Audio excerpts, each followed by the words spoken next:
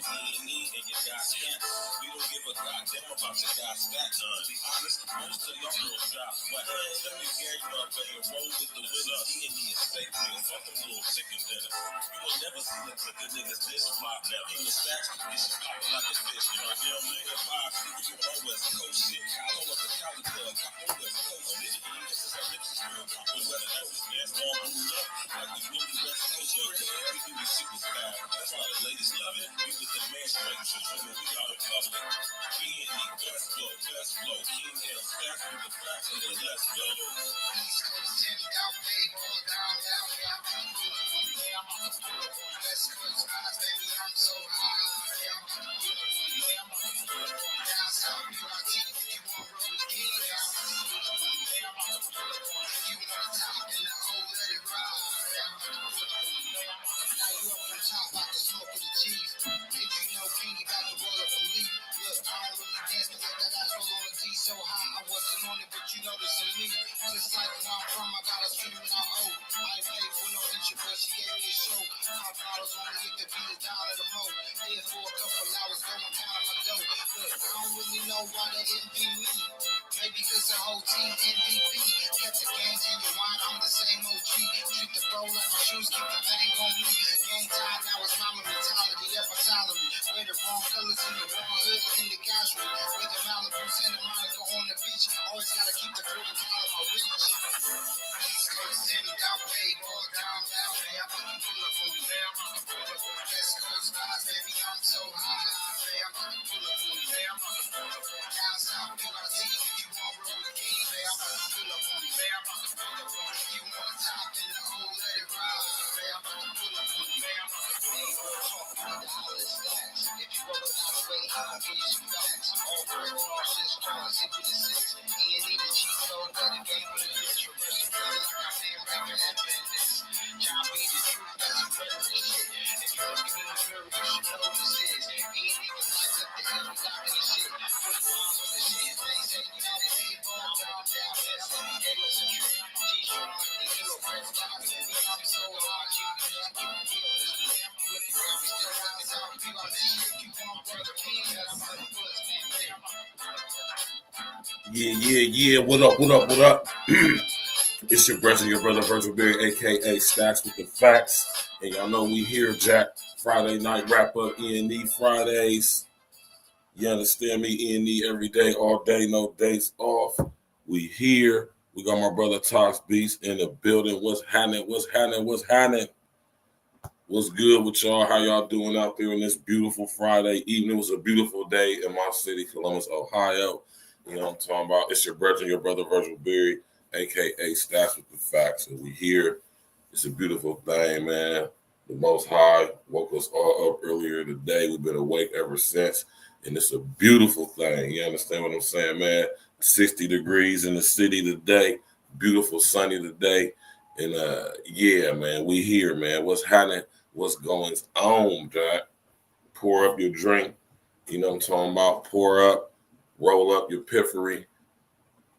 Y'all know how we do it on Friday nights. My brother King L's will be joining shortly.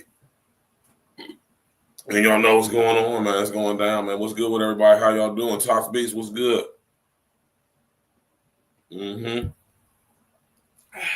Tonight, we sipping on Altos, right? We sipping on the Altos Reposado Tequila. I like Altos. It's very good, very smooth. You know what I'm talking about? And we will be mixing it with the ginger beer. You know, mixing the tequila with the ginger beer. It's a beautiful combination. And you know what I'm saying? That's what we're sipping on tonight. Tonight's libation. You did. Glister Guarantee, what's happening? You did. What's going on with everybody, man? I'm going to cam up here in a second. Let me finish rolling up real quick and we're going to get straight to it. What's good with you, man? Oh, you already know, Glitz. Take your time, brother. Take your time, man.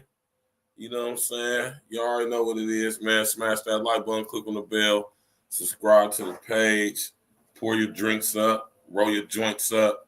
You understand what I'm saying? Y'all know we about to get straight to it. How everybody doing this evening, man? You know, it's a beautiful thing, man. I hope everybody doing good, feeling good. You know what I'm saying? It's blessed to be here when so many aren't. You know what I'm saying? We woke up today. We've been awake ever since, you know, and it's a beautiful thing. You know?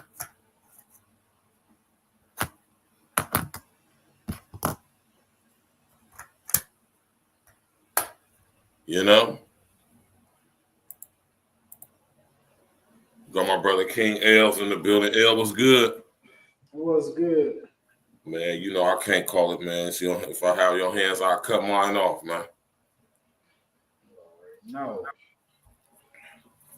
You dig. What's good with everybody, man? I got my brother King L's in the building. List of Guarantee about to tap in here in a second. You dig?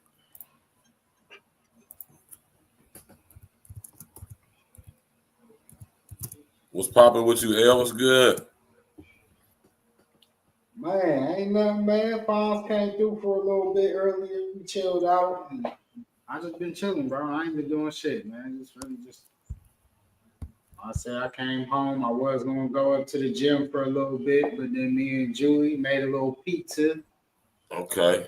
And that was it, man. I just kind of relaxed today. I got a little gym work in earlier today at work, but you know what I mean? I'm chilling out, man. I'm kind of relaxing. Got an early day tomorrow, so. Oh, yeah? Yeah. What you got going on for tomorrow? Lil Jay's, he got his last basketball game up at Schiller Park. And then after that. Yeah, so, well, in the morning, I got to wake up because Julie, we getting our, that little screen in my OG, my Renegade. I got that screen. I had to get it replaced, so they just got my replacement. So I got to take that up to Morris Road to Bob Caldwell, get that changed. But then I'm going to the game, and then going out to eat with the family after that. Okay. And then I'm gonna hit the gym up, and we're gonna see what's up for the fight tomorrow. That's what's up, man. I'm looking forward to that. If that pops, I definitely would like to see the fight. Yes, sir. Glitch, what's good, boy? What's good, brother? Man, you know I can't call it, man. You the man with the master plan. Hey, man, if I had your hands, I'd cut mine off. I just told L that same shit. You already know. That's some E.N.E shit, y'all. Y'all heard that live, man. E.N.E shit, man. That's crazy. L, hey, didn't I just tell you that, L? Real shit. Hey, but that's what they got to witness live in the flesh. Some trail E.N.E. Y'all talking about, man. That's that E.N.E talk, y'all. On Friday night, y'all get all type of exclusive shit. You know what I'm saying? When E.N.E is in the building, man. What you over there sipping on, L?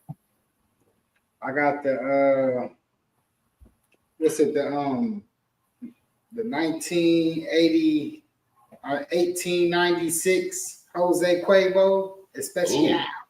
Okay. You know what I mean? I'm over here, I'm chilling.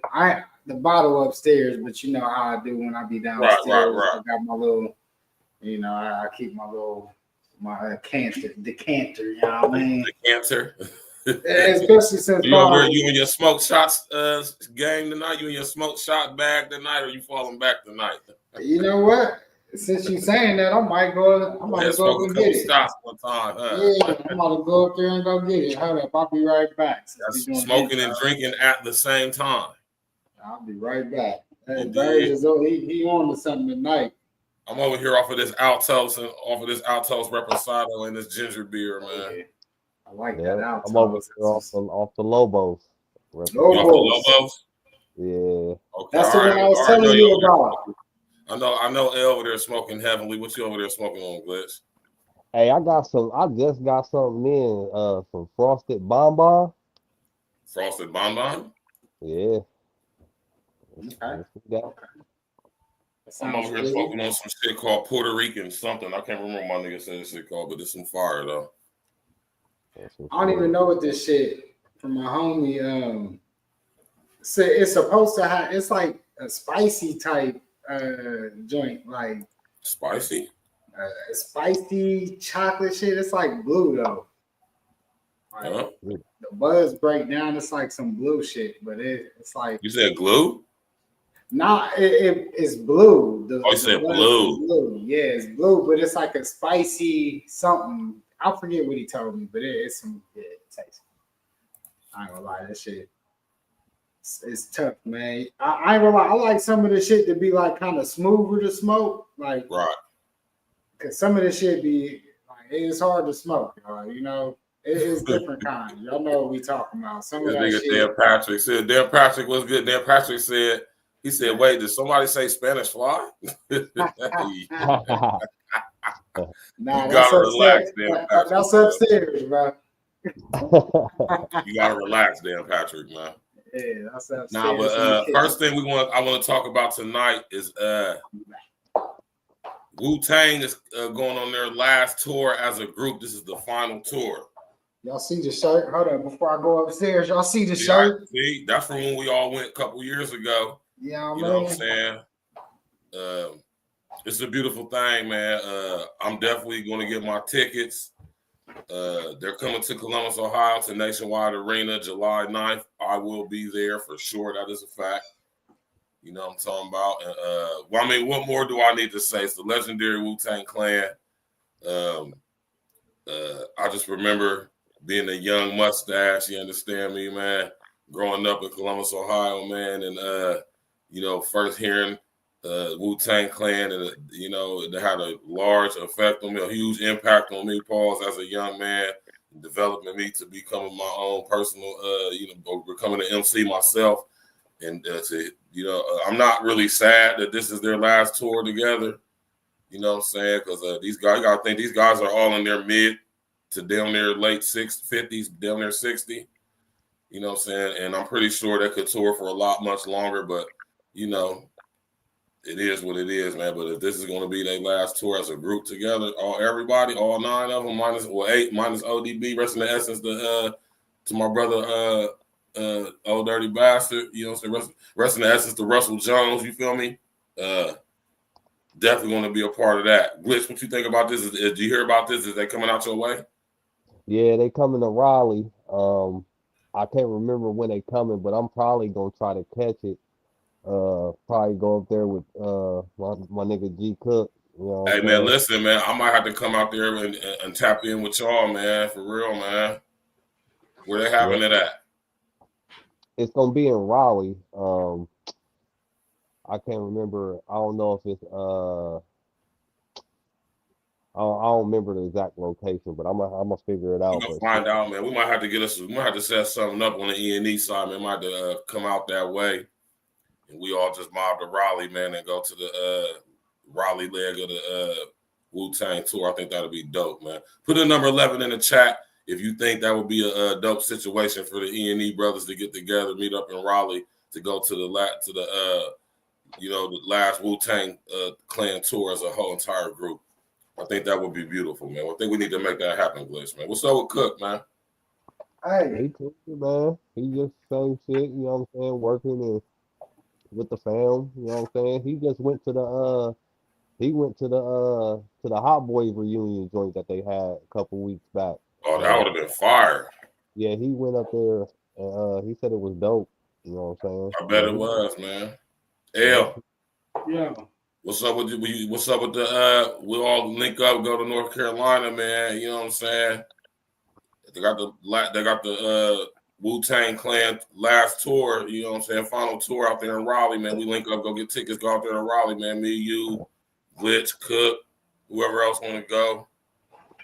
It's crazy because I did want to go see it in a different location than Columbus. I do too. I was crazy. And this is why we had a Friday night wrap up, y'all, so we can discuss E.N.E stuff like this too, and y'all can tap it. Well, hey, I think we should get our tickets. We should all go to North Carolina for the North Carolina leg of the tour. Link up with Glitch, link up with Cook, be out there on that you know what I'm saying, dirty South East Coast mixture game. You know what I'm talking about. And do an E.N.E style, man. I think that'll be dope, man. Doing the orange pills, y'all. You said you got the orange pills? Yeah. The orange peel chips. Honestly, I'm gonna have to holler at you because I'm gonna have to see if I'm gonna be in the country. I got some news that we're gonna reveal at a later date. You know what I mean? And I gotta wait until it's all the way 100, and me and Burge gotta talk. But okay, I got you some, know got this. some. Yeah, we're gonna talk. I don't want to talk too much about it until it's solidified. But I can dig it. Overall, we're gonna make some shit pop. You know what I mean? That's what's up. But nah, I definitely the North Carolina trip definitely has to happen very soon, and the concert. I think that would be a perfect. That would be a perfect trip. That would be. Because I've been talking to Julie about getting out to North Carolina too. Oh, that's what's up. So, and she wants to go to there. And we was literally like, it's crazy you saying this because me, her, and Fonz, I was talking about that earlier when Fonz came through. Because I was like, I want to go see it somewhere else since I've seen it. And I've seen the concert 2 times already. I've seen him in Cuyahoga. I've seen him here in Columbus. So I'm like, all right. They're gonna be at the Lenovo Center in Raleigh. Okay. I mean, shit. I only been to a couple spots when I was in North Carolina, and that was when I was in high school. So I'm due to get back in North Carolina, and my aunt stay out there too. And it's Saturday, June 7th at 8 p.m. at the Lenovo Center in Raleigh. You said what date is that? Saturday, June 7th, the first Saturday in June. Okay. That's the week before my birthday too. That'd be sweet. Before my birthday. Yeah, that is a couple days before Glitch. Yeah. Yeah, we should. I think that's what we should go for, y'all.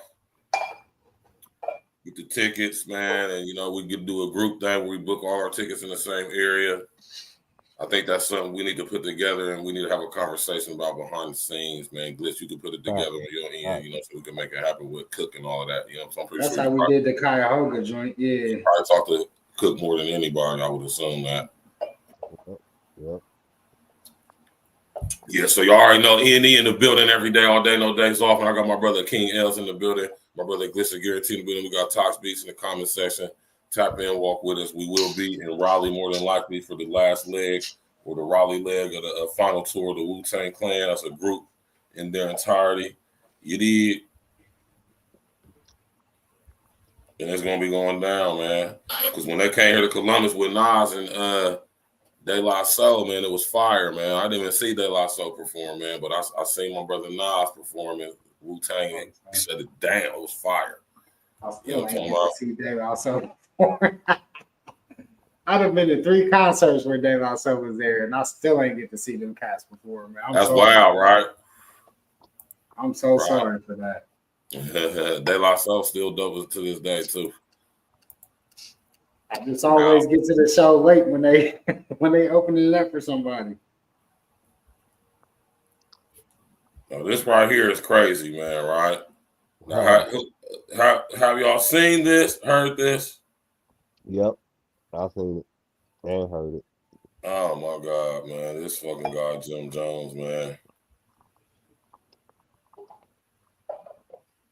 This dude, man. Now, let's just listen to a little bit of it first. I ain't even see the interview. I ain't even hit. You don't want no smoke. Tell him sit there. Be a boxer, right? I'll box his head off. Where's the ring at? Oh, I did see this. Right, you gonna do sports? 10 million right now. Today, nigga. I'll catch a flight wherever you at. In the morning, I'll catch a flight wherever you at. You would make wherever 10 million. I'll meet you in any boxing ring. Yeah.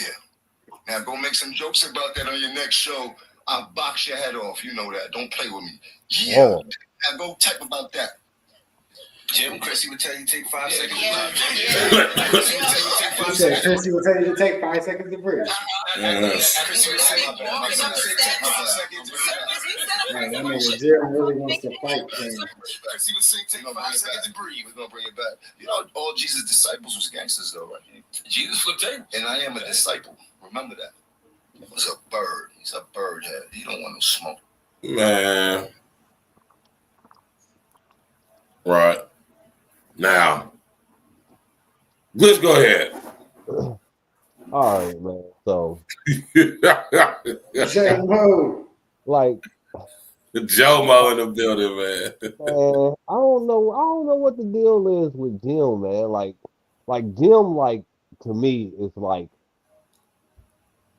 okay. So I can just skip a whole lot of things that I can actually say here. I'm gonna just say this. Sometimes, as a man, you gotta grow up. I mean, you just at some point you gotta grow up, man. Like Jim Jones, like, and don't get me wrong, I like Jim. You know what I'm saying? Like, I like his newer music. Like, I like that. You know what I'm saying? I rock with Jim. You know what I'm saying? He was a part of, you know what I'm saying, the DISSECT crew. So you know what I'm saying? I don't, you know what I'm saying? I don't have no issue with Jim when he's just, you know what I'm saying, trying to do his music and make his music better. Right. When it comes to this point to where, you know what I'm saying, you trying to act like you still in the, excuse me, still in the streets, but you, I mean, like we don't care at this point that you in the streets, Jim. You 47 years old. Why are you in the streets still? You know what I'm saying? Like, and then like it's like he just, I mean, it's like he's stuck in the same spot. You know what I'm saying? And still talking about, you know what I'm saying, the shit that went on. You know what I'm saying? Almost damn near 20 years ago. You know what I'm saying? Like going. I mean, Jim just got to grow up, man. You know what I'm saying? Like I listened to his album today, and the album was solid to me. I like it. I ain't gonna even tell you no story. I like it. He got a solid album, I'm but about to check it out. I ain't listened to it yet, so I ain't gonna speak on it. Yeah, I didn't get to he got listen to to the whole chill. thing. It was nice though. Yeah, he gotta chill though, man, and he just gotta just focus on his music, man. Like at this point, I feel like it's like a publicity stunt. I feel like it's like somebody Sell the saying like, album. I got an album out. Keep my yeah, like name relevant, popping. spark something with Cam so people can start talking. You know what I'm saying? Like, and yeah, man, I just think you just gotta at some point, man, you gotta grow up, man. You know what I'm saying? It is what it is, regardless of how y'all fell out or how you felt. You know what I'm saying? You can't let your emotions get the best of you. You know what I'm saying? And Cam said it before that Jim's always been a super emotional dude. You know what I'm saying? He's always been like that. You know what I'm saying? But yeah, man, I mean, it's kind of sad to see it, man, because you Yeah, know, that's very don't sad, very you don't disappointing. want to you don't want to see, you know what I'm saying, groups that you grew up listening to, and you don't Right. want to see them go through shit like this. But at the same time, you know what I'm saying? I don't know, man. Like I said, Cam moved on, and he doing it is what it is, and you know what I'm saying, Jim doing what he doing. You know what I'm saying? Both parties is healthy. You know what I'm saying? Both parties taking care of their family. I don't understand this. You know what I'm saying? Like Right. let bygones be bygones. That's my Sure. take on it. Right. What's that? That's the smoke joint with the orange pills. Yeah, we're taking the smoke out. My man Toast, L over there toast on to that. my brothers, you know what I mean? You already know, man. Toast to everybody. Thanks for all the support over here at E.N.E Sports, E.N.E Friday Night Wrap Up, A-Real Talk Podcast, A-Real Talk Media, Art Vino, Donna's Wine, Intervision, all of that. You know what I'm saying? Thanks to everybody all support. We appreciate it. We're gonna keep the raw coming, and you understand what I'm saying? Yeah, straight like that. Correction, Jim is 48. You know. Okay. Yeah. And like my brother Glitch said, man, like I don't know this nigga Jim Jones, so it's not like the stuff I say when I speak on it's not nothing personal because I don't know this nigga. Musically, yeah, Jim is all right. He's not trash, but he ain't not. You know, I'm not riding around banging that new Jim Jones, or even old Jim Jones for that matter. Got a couple bangers, yeah, but I'm more or less a Jim Jones character. And, you know, he's a very emotional guy. It's a terrible trait for a man to have. You know what I'm saying? Because being a man, we cannot allow ourselves to become emotional. I'm not saying that we can't or shouldn't express our emotions in a healthy, productive way, which we definitely should. But to become emotional is something completely different. And this guy embodies that. You know what I'm saying? One thing that I don't like this is the thing I do not like about Jim Jones, how he just so willy-nilly wears his emotions on his sleeve. And you know what I'm saying? I'm not saying that Flea is the A1 top-notch solid dude, but I don't know him like that. But you know, he really don't really be speaking on this really for real like that though. It's kind of like when Jim do this type stuff right here, he kind of be forcing niggas' hands and shit. You know what I'm saying? I know a lot of, and the reason why I be on what I be on when it comes to Jim Jones, because I know a lot of niggas like Jim Jones. I know the mentality, the personality. You know what I'm saying? He always talking about some what people don't do for him and nobody look out for him when he was this and taking credit for stuff that he really shouldn't be taking credit for. When you say statements like, I'm created Dipset, I'm the man, now, you know, I think when Jim get in that bag right there, you know, he don't be keeping it 100 all the way. And outside of that, you know, the context in which he brings it up, like, you know what I'm saying? Like, well, I don't remember seeing or hearing Jim on them COC mixtapes back in the day. I don't remember seeing him in none of them videos that they used to be putting out and stuff. You know what I'm saying? When they used to have the street teams back in the day and shit before the internet and all that.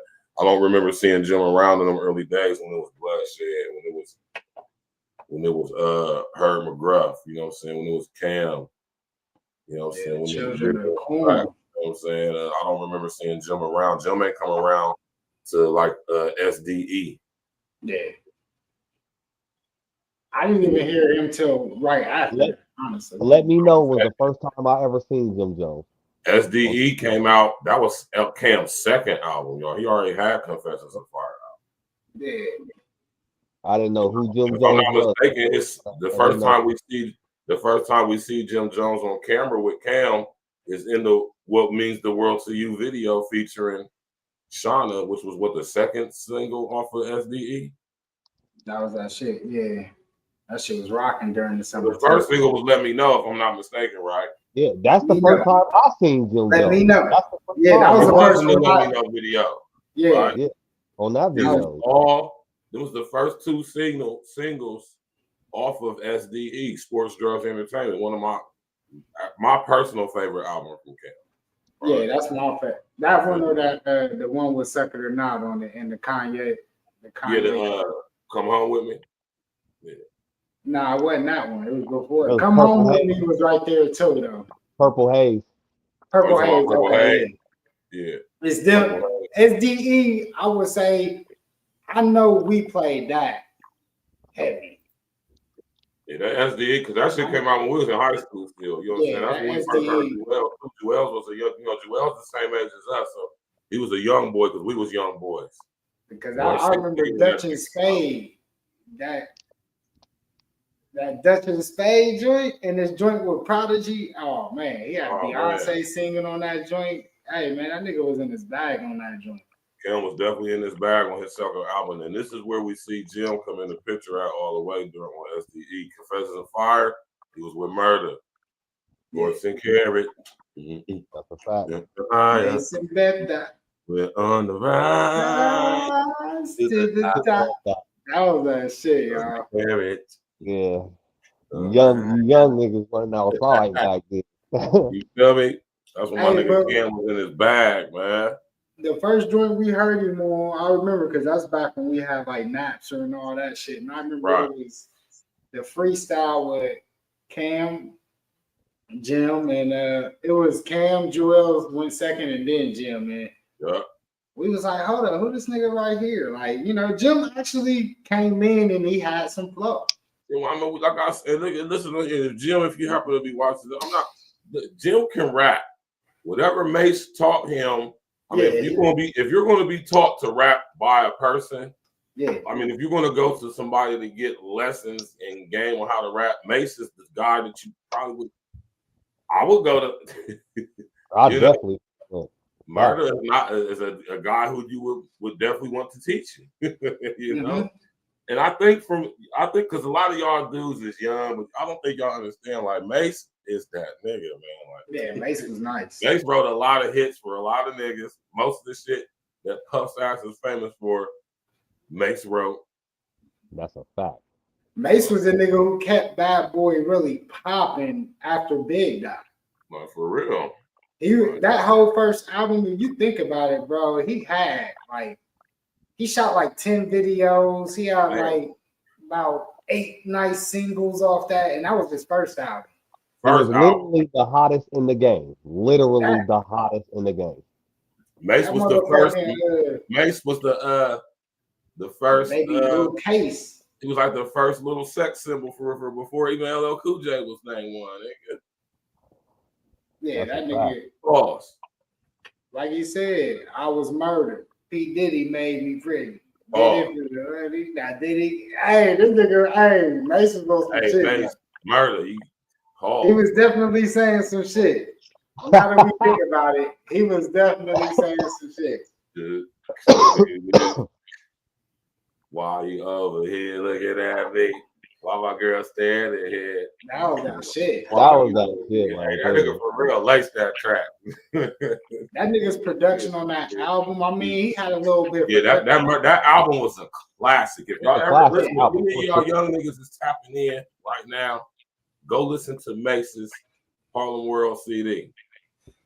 I still listen, like when in certain CDs that I know, like if I'm doing something, maybe like I know I'm gonna be busy for like a whole hour and I don't want to have to go through and switch songs and shit like that, but I want to kind of get a mixture of, you know what I mean, radio and nice hardcore type shit. Like that nigga, he had the motherfucking DMX on the hook. He had all kind of shit. Jay-Z, Lil C's joint. I mean, the shit, it was a lot of shit that could have been singles that wasn't singles on that album. That's how fully equipped, like literally every song. Like it's hard to get, and it was like 20 tracks on that joint. Yeah, that's what I was about to say. It was like 21 tracks.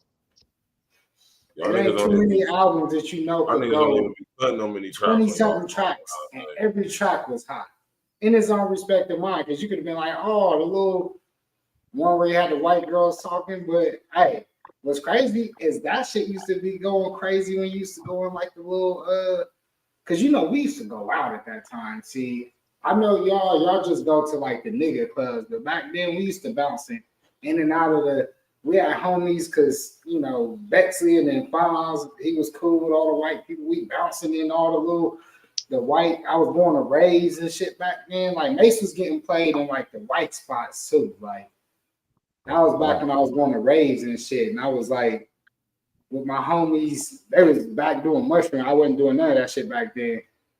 I'll fuck with the mushrooms now, but back then I was kind of scared of mushrooms. I thought that was a little different. I was straight trees. With the shrooms back then, I wasn't back then, bro, but they was heavy on that shit. You know, my homies and shit. You know, I was doing different school programs. I went to different schools. I went to Bexley, the Christopher program, the Columbus State, where they connected basically Upper Arlington, New Orleans, all the schools. So I was doing that kind of shit. Like, so I met a lot of white people. And Bonds, I ain't gonna lie, he was the connector too. So he was always around white people. So I mean, they're my people, bro. Like I was always cool. Where a lot of my homies may have not chilled with as many other races as we did, because we used to go to Spain and all that. I remember it's crazy to like get with a Latina, but I remember we used to go to Club Spain and shit. So we was just around them cultures, and Mace, you could tell like these dudes was a little bit different in the way that they move. Like from Cameron, Mace, Big L even had Big L was like the hard, like he was the best rapper out of all of them. Like the hardcore street nigga underground. Yeah, we're gonna keep it 100. He was the one who I didn't see that was gonna cross over. He was pimping this shit out of Columbia Records. Yeah, he was a smart guy, but that was like the big homie to all these guys. Like it was Big L. He was the one that was supposed to be the actual mega superstar. Before he got killed, he was on his way. You know, Jay-Z was smart. Right. But hey, he also said at that time, if y'all listen to Cam was also talking about how they used to chill with Jay and them back then. Like, because Cam said he knew Jay before all that shit. Yeah. He said he ain't no monkey. He said he ain't no Marcy J, but he knew 560 State Street J. Yeah. He said he already had fish tanks in the crib and shit. I mean, you gotta think, man. Dang, fuck with Jay, and Dang was Cam's big homie. Mm-hmm. And this is what I'm saying. This is why a lot of us who grew up, you know what I'm saying, like our age, this is why we kind of feel some type of way, because you know what I'm saying, because Dang, you know what I'm saying, Dame is he's the go-to guy, if you would, amongst all these people. You know what I'm saying? Like these niggas is real street niggas. You know what I'm saying? Like these niggas nowadays gonna be real. Back in the day, niggas used to be real street niggas that started rapping and shit. You know what I'm saying? So when we see Dame and Cam and all that stuff, I mean, I'm pretty sure there's some publicity to it. There's some. You gotta always remember, y'all, man. Dame said it himself. It's only entertainment, man. Remember when they did Death of a Dynasty? Yeah. Dame is a smart nigga, man. You feel me? Yeah. Might be one of them niggas that might be too smart for their own good, man. And you know what I'm saying? But it's all entertainment. So don't be surprised that Dame and Jay and Cam is all behind the scenes. Like, yeah, man. You know. I'm just saying it's a possibility, but you know, this is the reason why people from our generation be feeling stuff, because like, man, you know, we grew up listening to these cats, and we know these niggas is really family, and we can remember when the Dipset was popping and Rockefeller was popping, and you know what I'm talking about, to see it all here and come out like this, you know what I'm saying? But I mean, you know, it is what it is, man. You know what I'm saying? It's just when it comes to guys like Jim, though, I know a lot of guys like Jim, man. Exactly, like I call them Jim Jones ass niggas. I know a lot of Jim Jones ass niggas. You know what I'm saying? It's just a situation to where a nigga got to deal with trauma from childhood that they ain't addressed yet. That's all it is. Yeah, I would say, man, Jim, he don't really need to annex, because I would say all the Dipset, he the only one that still consistently is immersed in the actual rap side of the business. Yeah, and see, we fair and balanced over here. We keep it real. I mean, you know, Cam, he do the freestyles, and he ain't did that in a minute when it is what it is. But as far as like releasing music, like to the public, like Jim has been the most consistent out of Dipset. Outside of guys like J.R.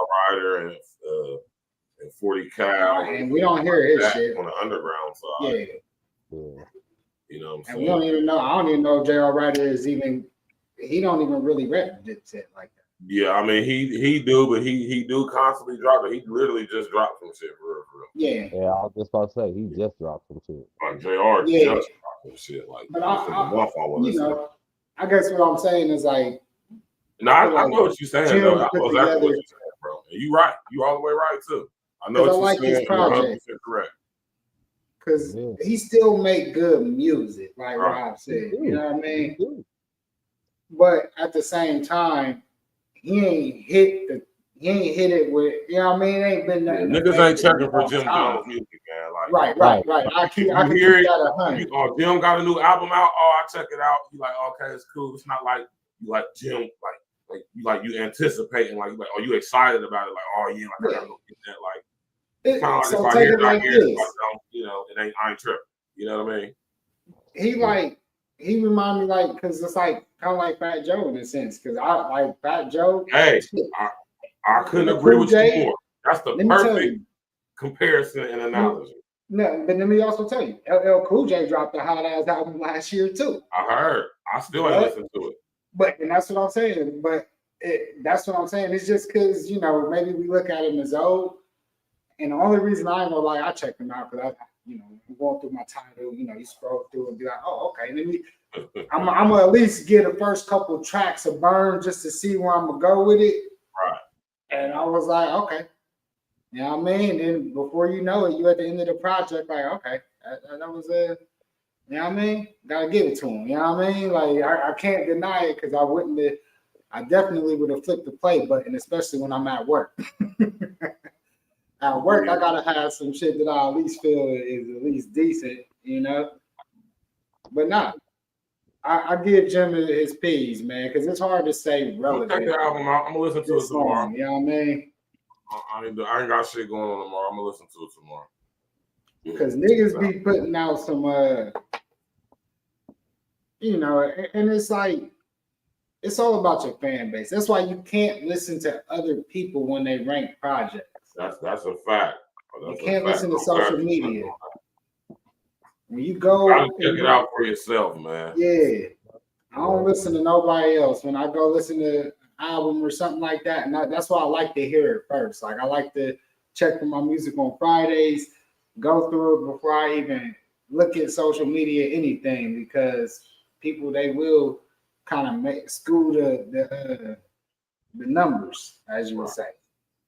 Last week I did a review on Drake's joint, and I just gave an honest critique from my perspective. That's all. I think you need to listen to it again, though. Like I said, the first half of it. I don't know about the other part of it. I just see it just reminded me of my brother, because my brother listened to that Detroit style little go-go type shit like that. My brother used to like that shit, so it just reminded me of K-Word when I heard it, the first half of it. That's the reason why I like it. And I think that's where, when you think about when he did Honestly Nevermind, and he started tapping into the go-go field. Right. You know, I had a homie from DC when I was in college at Central State, my homie JT. Right. I remember he used to play that. Like, they used to have a live bands. It's like if you go to New Orleans, you see how they have their music. Got the second line joint popping. Yeah, it's a lot of live type joints. And right. If you go to like a dead spot, that's the shit that they playing when you go. Right. But ain't a way to move to it. That's the thing. Right. You know, and it's mixed with Caribbean flow, y'all. So when you think of Drake's path and what he did, you know, he went from Views to where he was on like the American type shit, R&B straight kind of shit. His first 2-3 albums was more R&B, and then he started dabbling into the Caribbean type flow when he got with Rihanna. And then him and Rihanna kind of create, you know, they did their own shit, and he kind of that's when he started doing his own wave ever since a little bit. And I get it, because that's where the world Caribbean is real deep in Toronto too, though. You got a lot of people from Bahamas, Jamaica. You know what I'm saying? And when I bring it up, when I tell people, when I be all over the Caribbean, Haiti, you feel me? When I say like the difference between, you know, when I look at the superstardom and when you look at net worths and why it's the way it is, and I tell people you can't put that to a rap battle. That's why you can't compare Drake to Kendrick, because they're two different kind of artists. You know, Drake, you can't compare them though. You can't Drake compare could rap. Some ways you can't compare them. So in a sense like this, when we talk hip hop, yes, Drake could rap with the best of them. He's top 5 in the rap. When we talk about bar for bar and doing what he do, Drake could rap with the best of them. I don't know about top 5 though. Yeah. I mean, when I'm talking about consistency, charting, being able to make hit songs, like when I talk about the best, you're talking about like all around as far as an artist, like an industry artist, like a Jay-Z type nigga. Jay-Z was able to give you everything. Yeah, like some niggas can only. If you can only give me bars, you only gonna be so high to me on my right. You gotta give me bars. You gotta give me hit songs. President. You gotta give me social commentary. You gotta give me influence, fashion. You gotta give me some chick songs. You gotta be able to switch it up. I see what you're saying. Yeah, I agree with you on that. Yeah, I agree. I'll go with that. Yeah. Like I separate tiers. You know what I mean? Yeah. If you can only give me bars, I'm gonna accidentally put you in the underground category instantly. You're not going to be an artist to me. You're going to be an underground rapper. Right. If all you got is bars. When I talk about artists, I'm talking about like Kendrick, Cole, you know, Drake, Kanye, Jay-Z, like these type niggas that could dabble in different fields. Right. And what's crazy is that's what I think to me makes Jay-Z maybe even more impressive, is because he didn't do a lot of these shit. He didn't sing or nothing ever on no tracks. These niggas got the ability from Cole to Kendrick to Drake. Be harmonizing and singing themselves and shit. These niggas be able to do that and tap into both worlds, where Jay-Z was making hit records with none of that shit. Right. So I ain't gonna lie, looking at what these niggas is doing and how they gotta do it, to some of them not even, like Kendrick and Cole ain't even hit Jay-Z kind of numbers. You know, Drake's the only one that surpassed all that shit. and I get why Drake do it because he do world music. When I say world music, if you travel to any other country, you're gonna hear Drake in every country. Niggas gonna be listening to Drake. Yeah, and like Jay-Z is also a nigga who was able to transcend like that, and he did it without having to sing, right? Or not ever sing. I don't know. Yeah, he just did collabs. He just did collabs with the people that do sing. Mm-hmm. You know, to get that world recognition. You know, like Coldplay. Yeah, he did he did the album with them, with Linkin Park. With like Linkin Park when they did that collab album, him and Linkin Park. The rest of the essence to my man Chester Pennington, man. Yeah. So, doing collabs with groups like Kings of Leon, which is a dope ass band. Oh yeah. You know what I'm saying? That's the things I do respect about Jay on that level. I gotta say that. He knew what he say. I smarten up, open the market up. And he did. He showed you ain't just got to be a street ass nigga. Yeah, I mean, you know, you can be that and more. You know what I'm saying? Especially when you get access to and exposure to different things. You know what I'm saying? Different markets, different artists, different genres. You know what I'm saying? It's a beautiful thing, man. I think that Linkin Park Jay-Z mashup album, I think that was the coldest thing in music history. That's on that top 10 list of music things, like in totality. Jay-Z and Linkin Park, like I said, rest in essence to my brother Chester Pennington, man. Mm-hmm. You feel me? Matter of fact, I'm gonna do a show on that too. Yeah. I'm gonna do a show about my brother Chester Pennington, rest in essence to him, man. You feel me? You know, him and Linkin Park and Jay-Z did that collabo album back in the day. That was fire, man. Linkin Park always been one of my favorite bands. You feel me? And they was hot, man. They fire right now. They up for so many awards at the iHeart Music Festival. They got a new album out right now. You know what I'm talking about? Shout out to Linkin Park. You know what I'm saying? Rest of the essence to Chester Pennington. We about to get into some E.N.E right now, though. You feel me? Oh, Verge. King Elves. What's up? Hey, I'm gonna say you might want to check your email. Rob sent me some. Hey, Glitch sent me something. I ain't even heard yet. I was gonna play it, but I ain't even play on the track. All I'm gonna say is you got something in your email. Oh, I'm gonna look at my email. My art media. You got something I ain't even heard yet. That's all I'm gonna say. Can I play it, Glitch?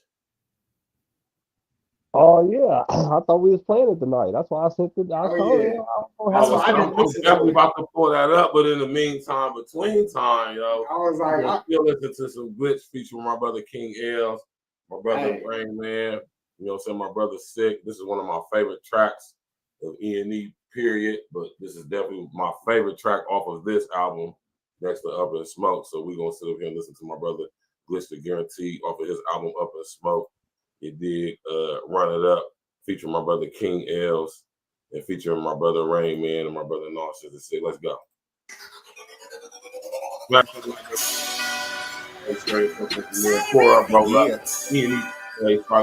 Glitch the Guarantee. E.N.E. 2020 got me seeing so clear. Yeah, y'all know what time it is. Yeah. Y'all know what time it is. What we gonna do? Shit. Run it up. Glitch, nigga. Say your blessings and Hail Marys is getting scary. So many rappers I killed, I bought a cemetery. I could be in one of them moves where my position vary. P's going for 31, nigga, that's Jason Terry. See, my patience is up. I used to want to hurry. Now I'm on the hunt shooting arrows like I'm Jamal Murray. Shit, my brother can shoot too. Seth Curry. I've been balling. I taught my sons I'm Dale Curry. Whenever pressure arrives, I make the diamond. I run the Players Club. Tell Dollar Bill I'ma find them. I keep it thorough, my nigga. This ain't for play. They not top flight. Them niggas be Craig and Day. I be rolling the Zay. Oops, I mean Zaza. I'm really out for a payday. I need a few $1 million. So let me get that. Guarantee my numbers up. Stacking to the ceiling, watch my niggas run it up.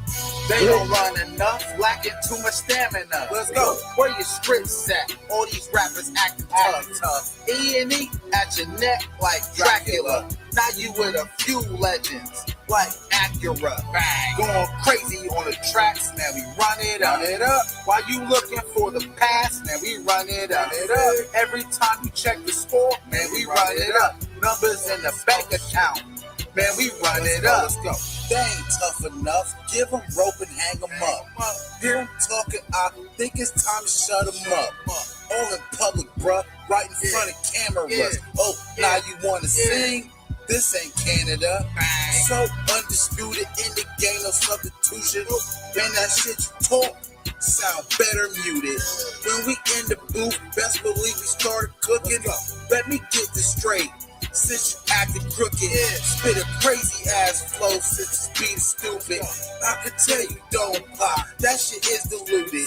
No, it's all computed, no shit's sick like lupus. It's not how you draw it up, it's how you execute it. Then I came to the conclusion I ain't never losing. And these trees I be smoking, man, they deeply rooted. Loud float around, causing air pollution. Whatever nauseous right should be constituted. They don't run enough, lacking too much stamina. Let's go. Where your scripts at? All these rappers acting tough. E.N.E at your neck like Dracula. Now you with a few legends like Acura. Bang. Going crazy on the tracks, man, we run it up. While you looking for the past, man, we run it up. Every time you check the score, man, we run it up. Numbers in the bank account, man, we run it up. Let's go. Yeah, we run it up and stack it to the sky. Let's get these niggas ain't seeing my angle. No sky cam. The D's playing middle linebacker, they spy in. I might get better after my prime like Tyson. The shit I'm writing, keep rap niggas so frightened. My bars close shit down like COVID numbers rising. I be in the house with a pretty bitch with no waist. All I do is just dig in her mouth like Colgate. Fuck with them haters, say I'm trying to get my payday. Pull up in a Maybach Benz, yeah, that's Mayday. Blowing on the finest of gas, straight from LA. Yo, sick, grab your passport, we out to Chile. Plug talking about high suppliers with millies, but he promised if I got over him, he'd kill me. I looked at him and said, trust me, you dealing with a real G. Kept it real, and a year later it stocks and realty.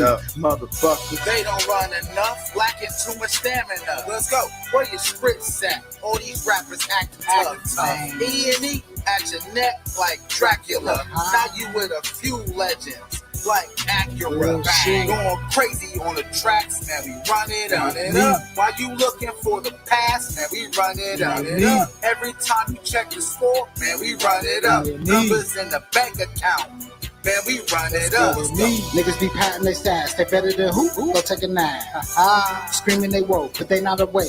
Not keep it flash. Check what I say. Checks when I play. Don't fuck up the play. Different options, hustle to play. Plays on the low, call it a fake. Plays when I'm high, call it a spade. I'm blue with the silver, I bury the play. Greatest with this, I bury the play. Scared with QBs, I bury the play. Home when I run, I'm bury with plays.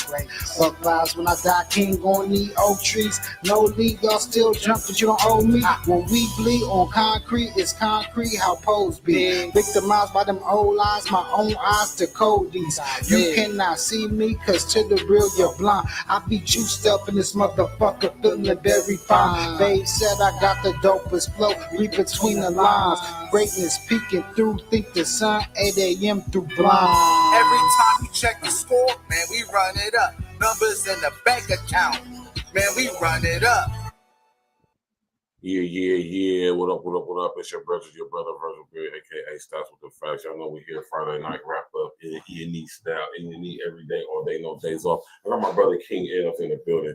I got my brother Glitch the Guarantee in the building. We just listened to that classic track over my brother's album, Up in Smoke.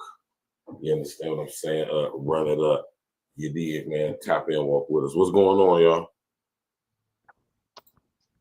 Man, chilling out, man. Just watch these Phantom get It's sprayed. right here, man. I wonder how y'all heard about this, man.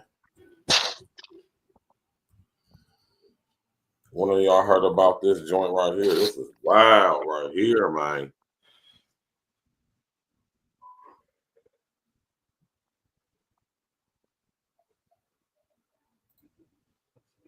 Let me pull this up on the screen.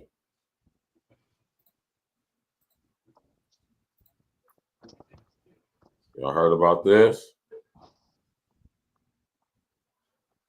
Yep.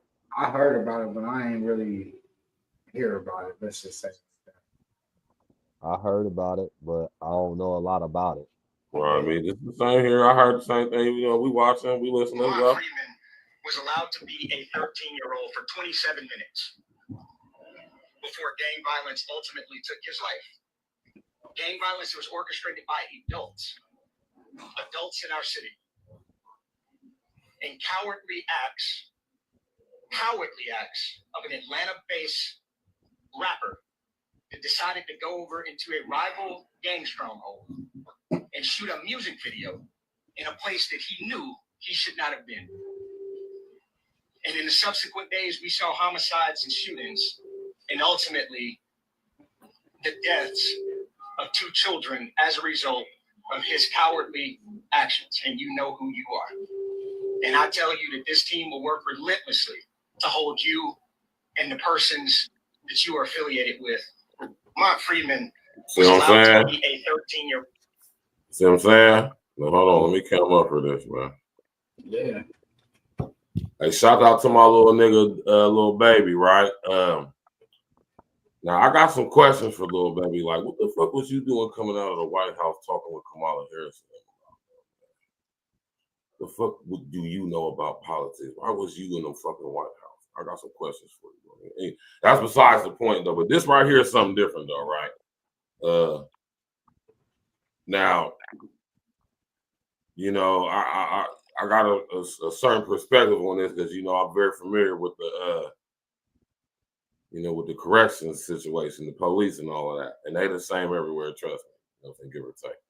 But, hey, Bert, what's up? Why, before you go on, I know Right. you was talking about the White House. Why don't you sign up for your credentials, bro? What you talking about? Why don't you get your White House credentials since you got the media license, the media zone? We'll talk about that behind the scenes. That's not nothing I'm going to discuss online. Okay. You crafty ass guy, you. Hey. Look, I'm listening, man. I'm listening. We'll talk about that. I hear you, man. I'm listening. That's all I'm gonna say. We'll talk about that after the show. I could have been working at 10 TV. Anyway, okay. My man, little baby, Lamont, whatever your name is, man. Listen here, man. And this is why I keep telling y'all about freedom of speech, how freedom of speech is being attacked, and how they associating who we are with our music, and there's supposed to be a separation between artistry and person. Listen here, man. Even if Lil Baby knew to some extent that his presence could have possibly, I mean, that's just so far. I mean, when I say far-fetched, what I mean being able to be proven in a court is what I mean by that. Right.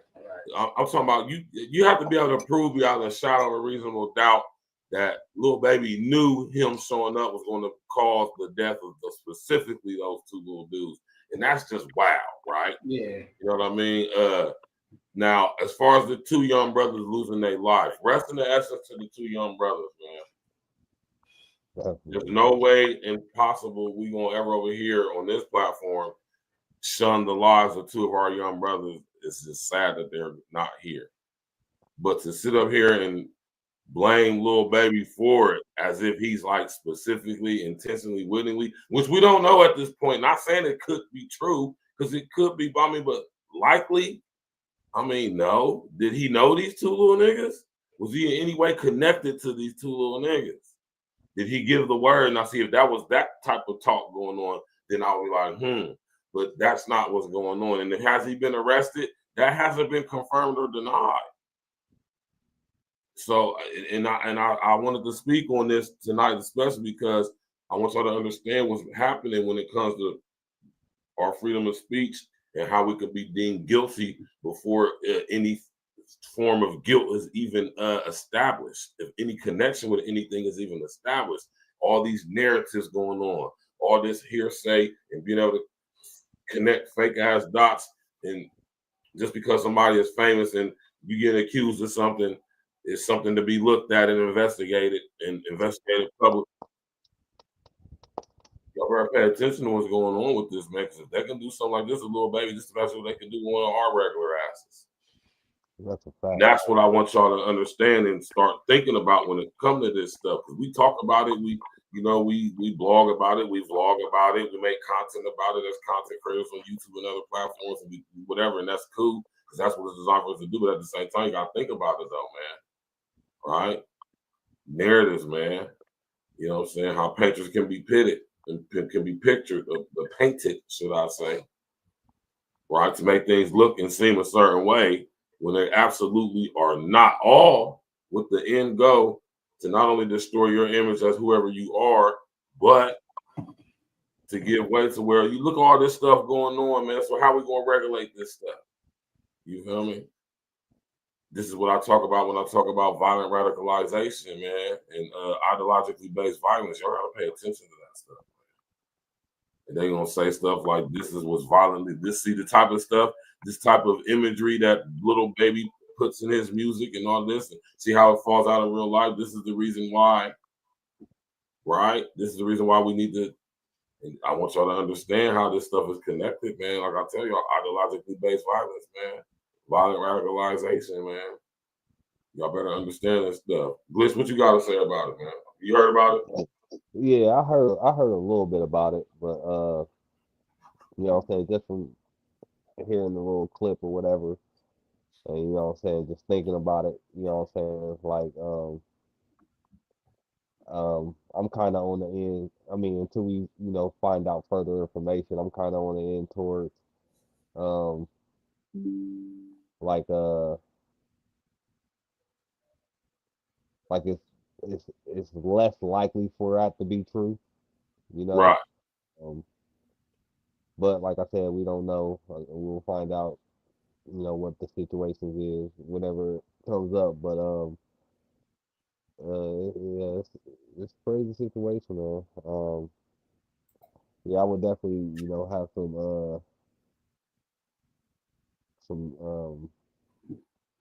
questions to ask for sure. But it's a crazy situation, and definitely, you know, what I'm saying, rest in peace to them young brothers.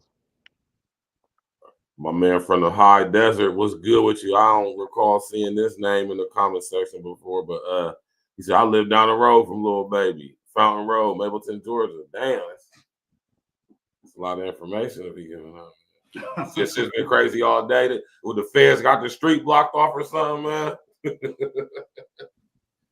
That's not funny, by the way, man. You know, we got to allow the people pride. You don't want to ever ride down your block and see the feds. You know, that's not what you want to see. You don't want to see that, trust me.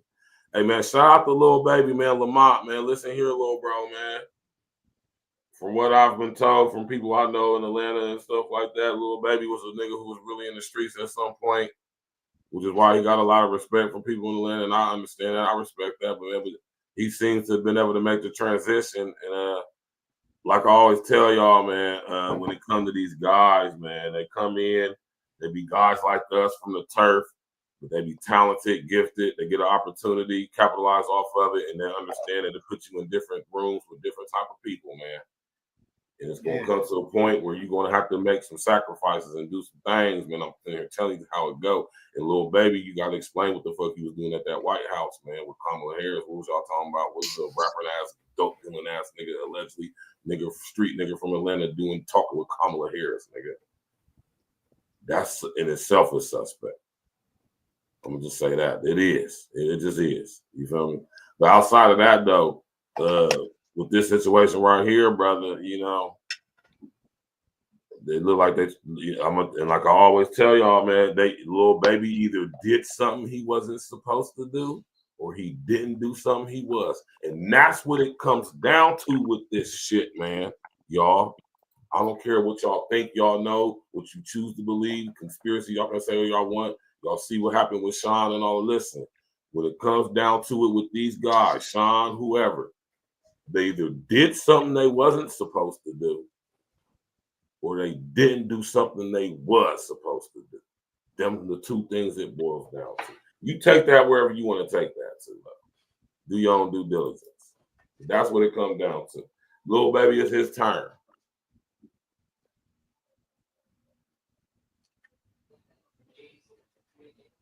Yeah, well, I mean, not the Fed, state. Hey, you don't want to see detectives and SWAT and sheriffs and Atlanta PD all blocking up the street. That's not good either, man. He says it's been wild all day from the highest desert. He said, yeah, they got the whole block sealed up over there, man. See, how crazy is it? This is how you know we doing real work over here at Glitz and L. Look, we got a nigga from Georgia tapping in who just so happens to live on the same block as Lil Baby, and we've seen allegedly he's been arrested, but clearly we get some form of confirmation if it's official that this guy lived down the street and the whole street is goddamn blocked up and police been over there all goddamn day. So he don't live in Atlanta anymore. He lives on the west side. I ain't been in Atlanta in years, man. Atlanta's so different, man, and changed since the last time I've been there, man. I don't even think I want to go. I ain't been enthused to go to Atlanta. Ever since I seen a video of a nigga saying I'm the only nigga in the A with the laced front wig wearing the damn bikini top, I'm like, yeah, I'm cool in Atlanta, man. I don't think I have. There ain't no reason for a nigga like me to be in the A unless I'm handling some business down there specifically. None of the homies stay down there, so I don't really got no need to go down there for real. I seen a nigga talking about that way. We from the A. Only nigga in Atlanta with the lace front wig. This nigga had a bikini top on, man, like a two-piece bikini. I see y'all Atlanta niggas is different, man. Wow, Y'all Atlanta niggas is different. Speaking of Atlanta niggas, on from Lil Baby, right? We're gonna go, man. Shout out to Lil Baby, man. Hopefully, you know what I'm saying, he ain't involved in no type of fuckery. Hopefully, they don't try to connect him to the deletion of these two young brothers. Hopefully, he didn't have anything to do with it. Shit.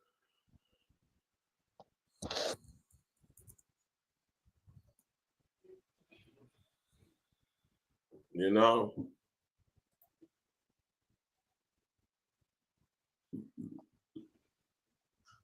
You know?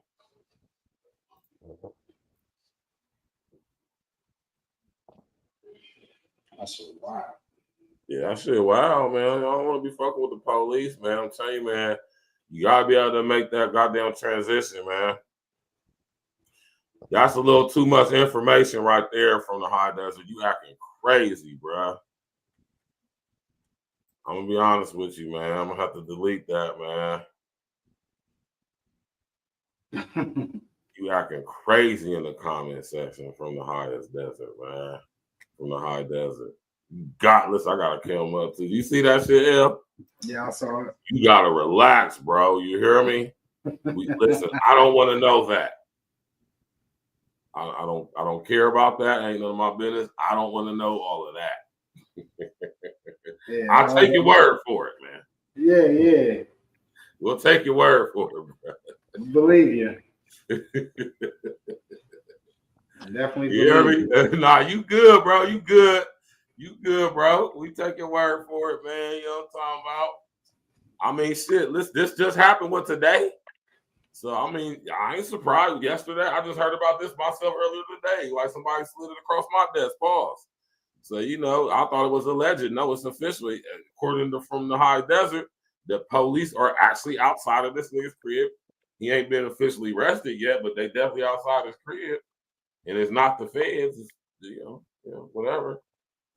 Yeah. Hopefully it's not the feds. Y'all see this young LA video? I seen the clip, but I ain't seen it. I ain't even seen the video, but I just saw a little picture of it. They were talking about it, but I ain't clicking it. Lamont Freeman. What's my nigga Lil Baby's name? Lamont Freeman. Mm-hmm. Hey man, Lil Baby, man, you better make sure your shit is desired over there, man. You hope you ain't involved in that, man. That's not a good look, young brother, man. I'm telling you, man, that's not the way you want to go, brother. You already know, man. That ain't it, bro. That ain't it. Leave that shit alone, man. Yeah, man. When you make it a certain level of success, you got to leave the streets completely alone, man. You have to stop. You can't be involved in nothing, man. Come on, y'all, man. Right? Shout out to my nigga Young LA. My nigga Young LA, man. Young LA, man. He just recently did an interview with my homie Real Life Productions, man, the Blue Couch Brothers. Shout out to them. Dope platform, I think, personally. If you was a up and coming or a known whatever, I think you should go on platforms like that, you know, preferably platforms like Real Talk Podcast, but, you know, if it's another black brother, go on his platform too. He just recently, you know what I'm saying, did this interview where he was talking about everything with his music and all of that. And, you know, he had a breakdown on the show, you know what I'm saying? I'm just want to say this, man. And I ain't going to play no replays and no videos or nothing like that, just out of respect for the brother, because clearly this brother been going through some things like how us men do. And I commend Young LA. I respect Young LA for being vulnerable like that on that platform like that. A lot of people, I think, needed to see that. We needed to see, without even knowing what's going on with Young LA, we ain't got to know the intricacies. We ain't got to know the details. We ain't got to know the ins and the outs and the outs and the ends. Just know that, I mean, clearly this brother is going through some things. Clearly this brother got a lot on his mind and heart, you know what I'm saying, to be so vulnerable. I want to say I respect Young LA for being vulnerable like that. You know what I'm saying? Because I know as a man, you know what I'm saying, it's for you to break down in that way, you know, that's some stuff that's weighing on you, man. And that was a perfect outlet to release that. People needed to see that, man. You know, that, when you a person who reaches a certain level of success, you maybe be the first person to do this in your family. You got so much on your shoulders, so much people depending on you and stuff like that. That stuff can weigh on you, man. On top of whatever else this brother got going on. You know what I'm saying? I think Young LA was a dope artist. When he first came out, he came out during a nice wave, a nice time to get into the rap game where you can make a lot of money and solidify some stuff for yourself. But for some reason, he didn't go to where he possibly could have went, and we never really understood why. You understand what I'm saying?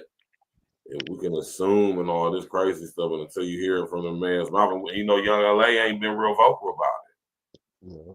You know what I'm saying? So whatever is going on is something that he been handling behind the scenes and not keeping public. And I just want to commend him for that, because it ain't none of our fucking business. And that's why I think the thin line needs to get drawn. I'm probably gonna do a show on this too, that coming up here in the future, near future. You know what I'm saying? That line that gotta be drawn to where, you know what I'm saying, just like in 300, when Leonidas said, we give them nothing, but we take from them everything. You don't need to know, everybody don't need to know every aspect of their life. Some stuff just ain't our business, man. So I'm gonna be honest with you, I don't know about you, Glitch or L, but some stuff I don't even want to know as a consumer of content online. I don't want to know certain things about y'all. Certain things just ain't my goddamn business. Yep.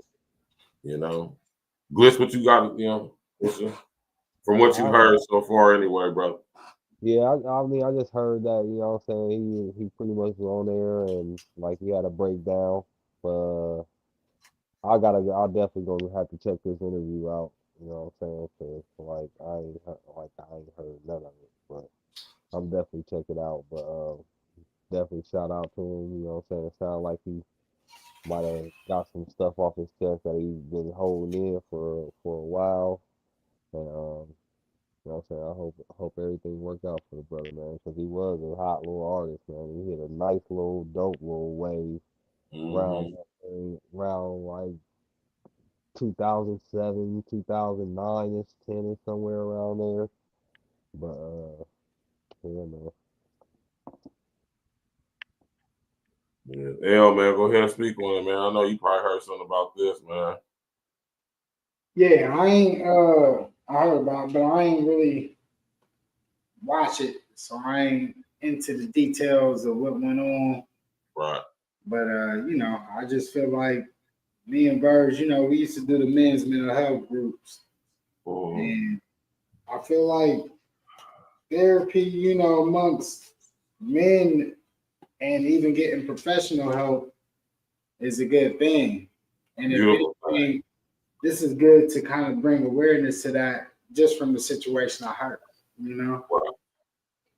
And we can't be scared because of the stigmatisms that we was always promoted that, you know, it's only for a certain kind of people. Like, nah, man, the most undiagnosed disease are all mental health diseases.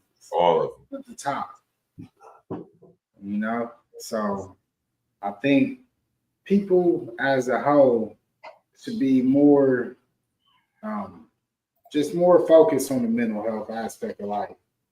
Whether we're going to work, you know, people, we got kids, we got work, we got all kind of things. We got our families, we got our friends, we got all kind of different type of relationships we deal with, manage, and sometimes it can become overwhelming, and people don't know how to recognize certain things that they probably could avoid if they, you know, maybe just had a little bit more direction, a little bit more support, somebody to kind of talk to that was a professional.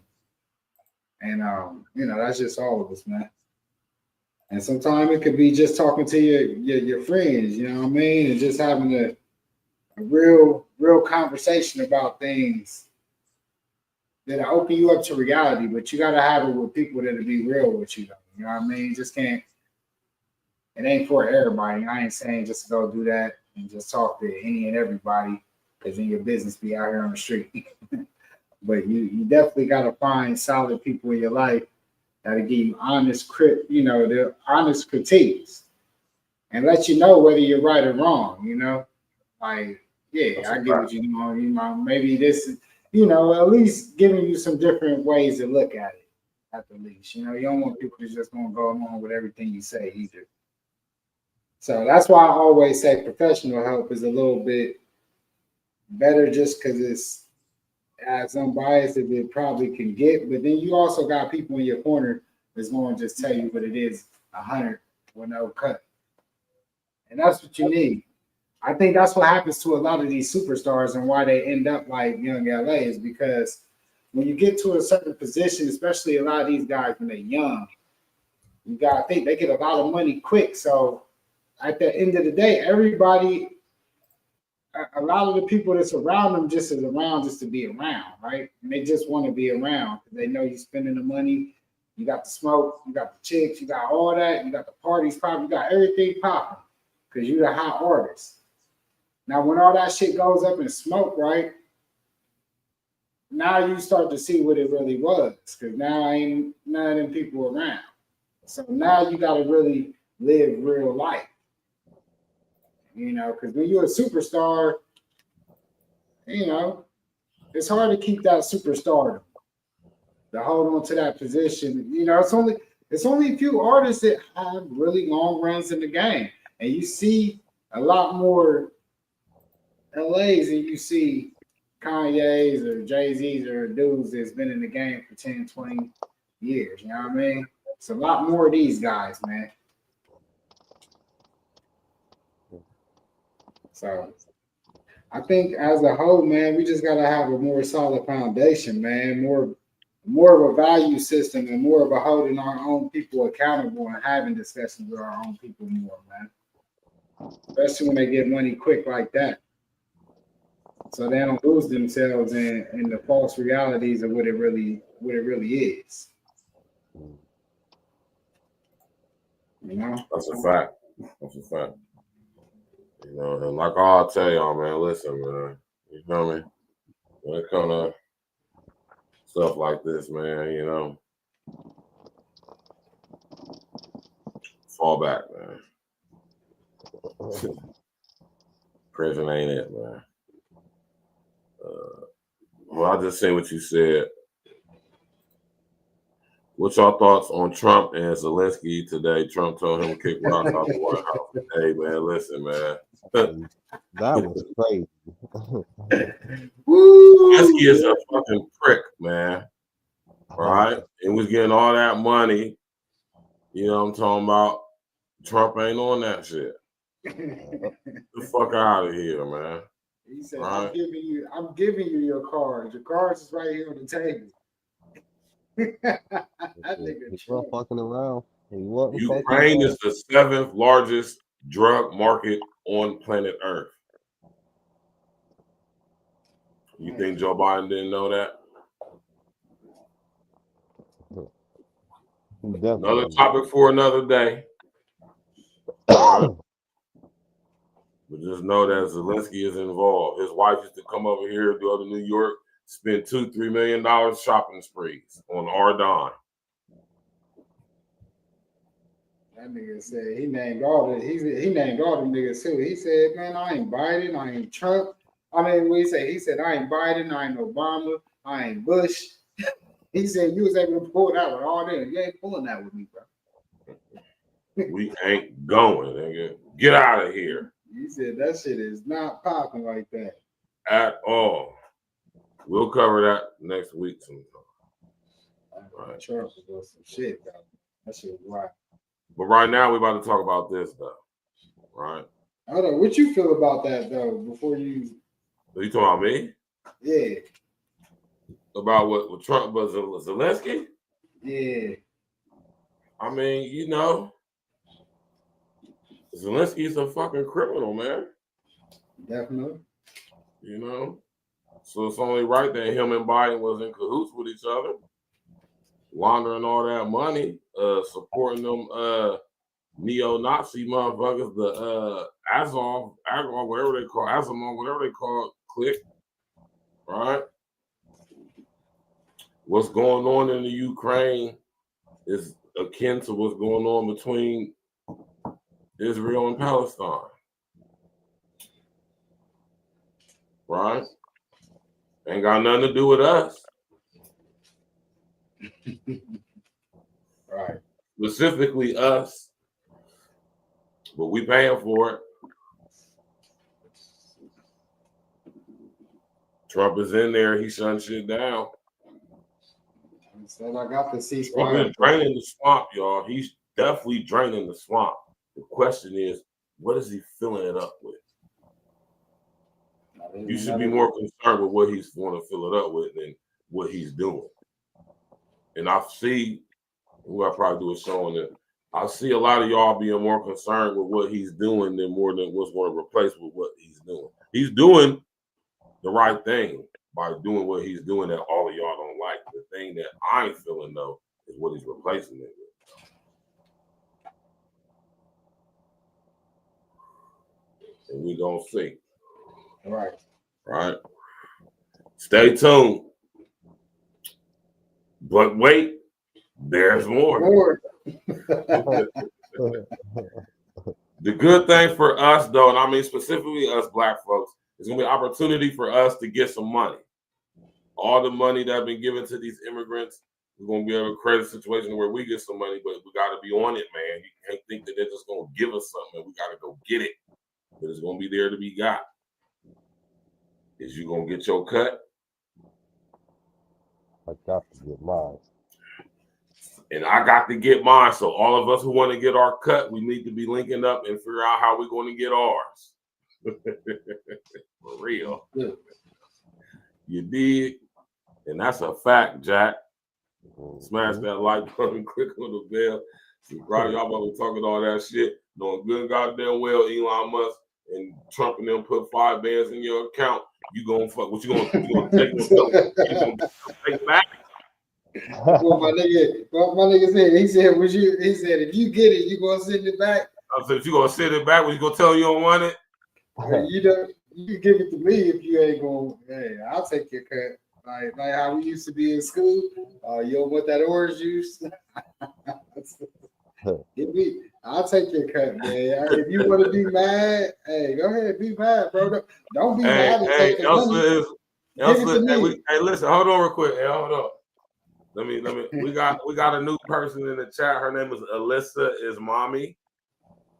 She said, what she say? Alyssa is mommy, you funny as hell. She said, suck a fart directly out of my butt coochie hole. We don't get down like that over here, Alyssa mama, but you know, you welcome to stay in the chat and troll. That's what you want to do. Yeah, just don't be on no bullshit. Don't be just don't be flooding on that no shit. bullshit though. Paul. Start flooding that shit, you getting Yeah, you will get sniped. Man. You will get hit that, calls from 10 different views, like his vantage point, like my nigga Glitch said. E.N.E Friday, man. Smash that like button, click on the subscribe page, roll up, pull up, and we're gonna get to the next story, right? You hear me? Yeah, you dig. Now this right here, man, this brought some good spirits to me, man.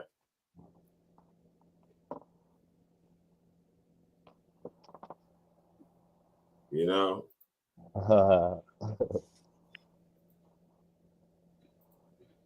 Money Tyreek, make it blaze like a Kyrie. With the store with my left wrist, double car full of codeine. One in the Pyrex, run into the money Tyreek.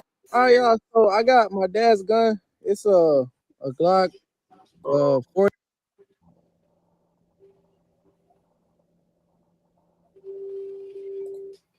My bad, though. Water whipping in the Pyrex, run into the money Tyreek, make it blaze like a Kyrie. With the store with my left wrist, double car full of codeine. Water whipping in the Pyrex, run into the money Tyreek. You gotta put in some work, man. You gotta put in some work from the high desert, man. You gotta become a member of the page. You gotta contribute financially, man. You gotta type in regularly. You gotta tap in regularly. You know, you don't just get a wrench just because for getting a wrench. Everybody who got a wrench over here done earned a wrench, man. Yeah, good for this though, man. And this is what I'm saying though, man. Hold on, what happened? Nah, from the highest desert, ask how can it become a mod? Oh, okay. You gotta earn that mod. Everybody whose name is lit up in blue, they earned it over here. You did. They ain't just get that shit just because they, you know, tap in every now and again, man. Yeah. Tap in every Tuesday and Friday for about 3 months, and we do that for about 90 days. Contribute, hit that like button, you'll hit that cash app, hit that super chat there, you know, yeah. Yeah, man, subbing is just the start. You know what I'm saying? You suppose if you enjoy the content, you should sub just because you like the content. Right? Now, as far as a mod, you know, that's giving you a position to be an authority over what people say and shit like that. You know what I'm talking about? That's a different situation, Jack. You know what I'm saying? I keep hearing about this Luke Hazy dude, man. Who is Luke Hazy? Oh, you hit the Luke Hazy L glitch? Nah, I ain't never heard of I it. keep hearing his name, but I ain't hip to it, man. I've heard of him too, but I ain't. I'm not enough to go check out who he is. But let's talk about Lizzo, though. Listen here. I'm gonna go first because L and Glitch know how, you know, I always been telling these niggas for years, once Lizzo lose some weight, she gonna be looking all right.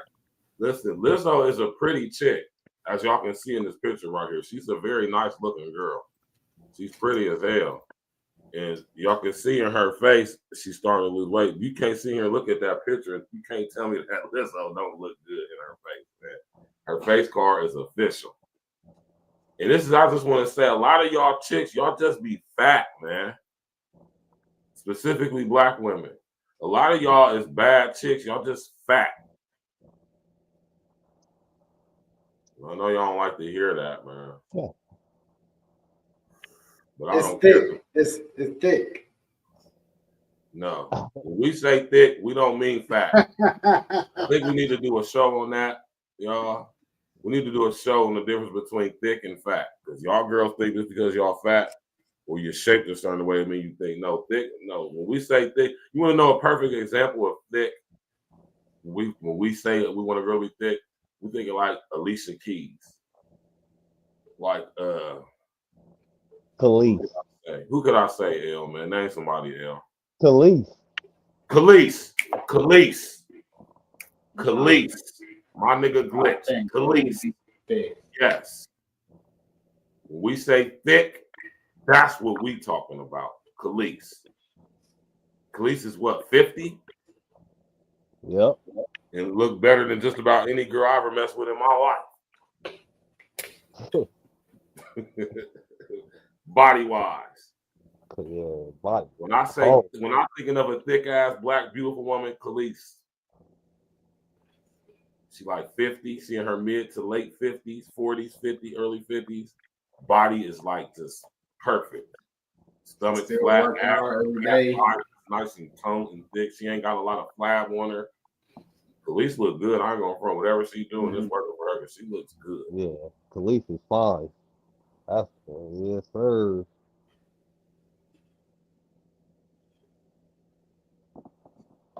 He said Mercedes from No Limit back in the day had the fat ass. She did have a slab though.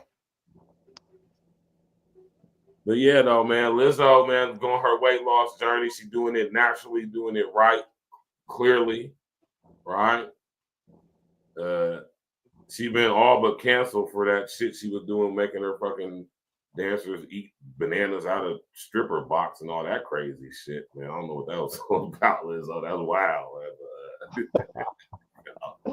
I don't know what that was all about, Lizzo, but Lizzo clearly is a big freaky chick. And I knew it was a pretty girl beneath all that fat. Y'all gotta remember, at her highest weight publicly, when she was big and famous, Lizzo was 319 pounds. She was how big? Yeah, L. You say 300? 319 pounds. Damn.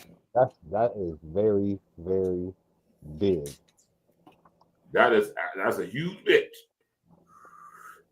And ain't no way you gonna sit up here and tell me, as a woman, a young woman at 319 pounds, that you're happy and you're okay with that. That whole body positivity bullshit, man, get the fuck out of here, man. Ain't no chick gonna sit here and tell me at 319 she busting down and looking in the mirror and she's okay with what she sees in that mirror. It's somebody that like it, Burge. I mean, and that's true. It's some freaky, nasty, fetish ass, traumatized ass nigga out there that like that shit. Yes, it's not a lot, though. Not most of us at all. Nowhere near. Very few niggas actually like that shit. That's a nigga that got something wrong with him, man. I always say this, man. Because at 319 pounds, it's not attractive. It's not physically fulfilling. It's just not, man. When people say that, I'll be like, man, it's also a crackhead out here on the west side and getting mad play out there on the streets. You feel me? Smoking straight rap. Going to the corner store. Hey, L, listen, see up here. Go to the corner store, get some chore boy, getting a lighter and a rose. You understand? Right. We about to get straight Rudy Tooty with it, man. Like that, when I hear people say that, like it's somebody that like it. I'm like, man, everybody got. I be seeing the crackhead chicks with, man, they be out there scrapping over chicks out there, man. And oh man, the West Side is wild, y'all. Y'all ever watch Live PD? Every time Live PD came to Columbus, it was on the West Side, y'all. Let's just say that. But look at Lizzo though. Let's just keep it 100 though, man. Right? And we're gonna start with you first, Glitch. We're gonna start with you first, Glitch. Let's keep it real with Lizzo. She losing weight. Let me go over, I'm gonna pass it to you, Glitch. She losing weight. Now, mind y'all, that's Lizzo's hair, her natural hair. That's her hair, right? Lizzo is a pretty chick, man. You feel me? I'm looking at her face. I'm looking at this picture. She's a nice looking girl. She just was fat. You feel me? Glitch, man. Let me get your take on this situation, man. Hey, man, shout out to Lizzo, man. You know what I'm saying? Shout out to Lizzo. Getting in the gym, you know what I'm saying? Getting her body together, you know what I'm saying? Personally, you know what I'm saying? And, you know what I'm saying? When chicks normally get to a certain size and they decide that they, you know what I'm saying, they want to, you know, get their body back in shape. No one knows my struggle. Do it the correct way.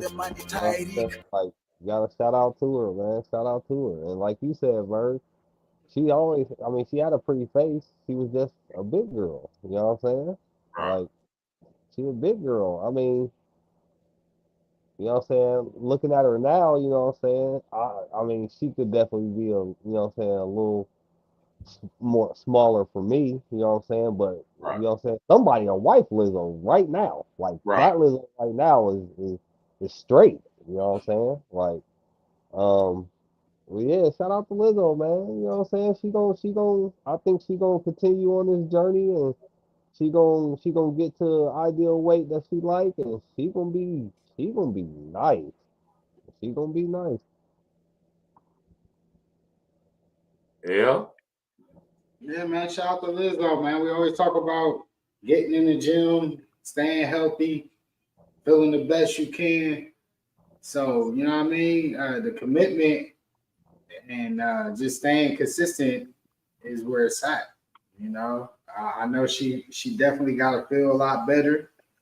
Um, I know she, you know, just feeling healthy, man. Walking, your knees don't hurt as much. Right. You know, she can breathe. You know what I mean? Like, you know, it's a lot, man. And our people, man, I understand that we want to say people are good with being big, but it's not. And it's not being mean. It's not fat shaming. It's not none of that. Like, I'm still not in my way. I'm still overweight. I still got strides to make. But you know what? We all got to get in this gym. We got to get healthy. We got to push to be the best versions of ourselves. Not only just to say that we're losing weight to look good, but if we got family members or you just want to spend a lot more time on this earth, you know, it ain't no days guaranteed out here. So why would you want to jeopardize the days? You know what I mean? You can maximize them the most by just taking a couple hours out your day just to try to get in shape. Just Bird saying she was 300 and over 300 pounds. I mean, that's wild, you know? Like no person, but no woman specifically, especially, should ever be that. No. Only 7-foot men are 300 pounds. Mm-hmm. Only Shaq and Embiid and those are only cats is 300 pounds. Professional athletes is this over 7 feet. Tall. Yeah, those are the only people that should be over 300 pounds. You know, anybody else, we just got to work harder, man, to be more of a healthy nation. I like that they trying to take away and strip some of these bad ingredients in our food. And we got to start thinking about that. Because think about it. We can't even ship food to certain countries because of what it does, and they won't accept our food. Right. And nobody thinks that's bad. And, you know, we got to cut this soda out. It's a lot of things that we got to cut out, man. 1 can of soda is like 40 grams of sugar. That's literally what you need for like 2 weeks. That's 2 weeks worth of sugar in 1 can of soda. If you go by what you're supposed to really take in sugar. Right. That's outside of fruit. 1 can of soda, man. And there's people that, you know, they drinking that soda. Soda is I keep telling people, man, that soda is the #1 killer in America, man. The soda is crazy, man. I don't even drink. I drink that shit very sparingly, if at all. You know, it's worse than beer. It's worse than alcohol. It's worse than cigarette. It's worse than everything. Soda is the worst thing to consume, man. And like I said, you know, every once in a while, even me, I might get a little crazy. And that's like, shit, 2-3 times a year, I might drink a soda. But honestly, it don't even matter, man. I just want y'all to just be more healthy, man. And just make the cuts and strides the best you can. You know? From the high data said Lizzo feet probably smell like pickles. that shit still detoxing, brother. That's crazy as hell, man. Shout out to Lizzo, though. Listen here, man. Like I say, man, I used to always blaze Lizzo because I know it's a facade. You ain't gonna sit here and tell me you weigh 300 plus pounds and you okay with that. Like, as a woman, like, it's just like, no. The fact that they were really trying to sell that ideology, you know, and that's part of that old Democratic mindset too, man, that I'm glad Trump is shutting down too, man. You feel me? All this body positivity bullshit, like, you know what I mean? There ain't nobody that's out there fat gonna sit up here and convince me that you was okay with being fat, man. That you like being fat. Like, L said, your knees hurting, out of breath, no energy, lethargic, can't think straight, low self-esteem. You ain't gonna, it ain't no person. The fact that you can have high self-esteem and be overly, morbidly obese is crazy. You want me to, I'm gonna be real with y'all, man. And this is the brutal, honest truth. And I know a lot of people, you know, you listen to the media, all this. The reason they want people to be fat is so y'all can be more dependent on them. Exactly. Because of the medical industry, they want to get y'all hooked on drugs. They want us hooked on their drugs, their medications. And then they don't fix you up. They're going to patch you up and have it to where you got to keep going to them for more drugs, more treatments, more surgeries, more audits. That's how they do us in America, man. They bleed us to death through the medical system. And the way that they do it is with food. That's how they keep us in control in America, man. So if it's, you know, outside of the media, the food for the brain and the food that go in your body, that's how they control you. Once you can break free from those two cycles, start recognizing propaganda, media, all that shit, when they feeding you bullshit, like I ain't saying you can't watch it, but when you got to be able to decipher when you're getting fed bullshit. Or it's going to consume you. Just like you got to recognize what foods is bad for you. And either you eat it in moderation, but you can't let it consume you. You can't get addicted to it. You can't oversaturate yourself in that, or you're going to become unhealthy. That's a fact. So, and that's media or food. You know what I mean? That's a fact.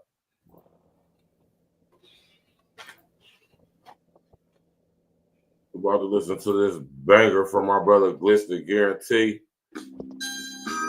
E.N.E every day, all day, no days off. Let's go.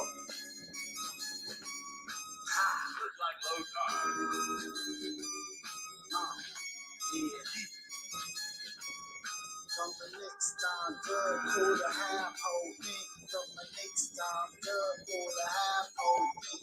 From the next time, good, cool to have whole thing. From the next time, good, cool to have whole thing. What more can I say? I gave the punches of it all. 552 Ashburn, where it started off. First off, to a bars, R.I.P. to my pops. Real talk, every walk, scorched everywhere, hot. Let's see what this thing can take us. Jamaicans with Jamaicans, and Jamaica catches way to burn. Go, now they take it every day. Our birthday, switching them to playlists, and we living by no labels. See, we back up with the latest, why they hate us, cause we're major, unprotected, we're the laser. Get your blazers, start the latest, you can shoot it from the players. The OGs ain't no G, and when you treat it too fine, come to see that OG was the 06, they gon' see you through time. Next time, dub for the half whole king. From the next time, dub for the half whole king. From the next time, dub for the half whole king. From the next time, dub for the half. Now on top of this or shit, go get me, nigga. I'm God, get in. Federation, the killing shit, like get fly club. Yeah, I got me a business. I need cocaine, so let me settle a little bit. Let me stick to the game, yo.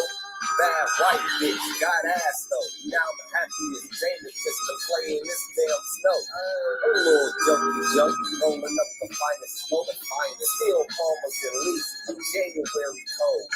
Still cooked in the street, must be hibachi, oh. I ain't met a chick yet that had to tell me no. Now I have them strung out, all they need is some rehab. I'm a walking brick and same keys that me have.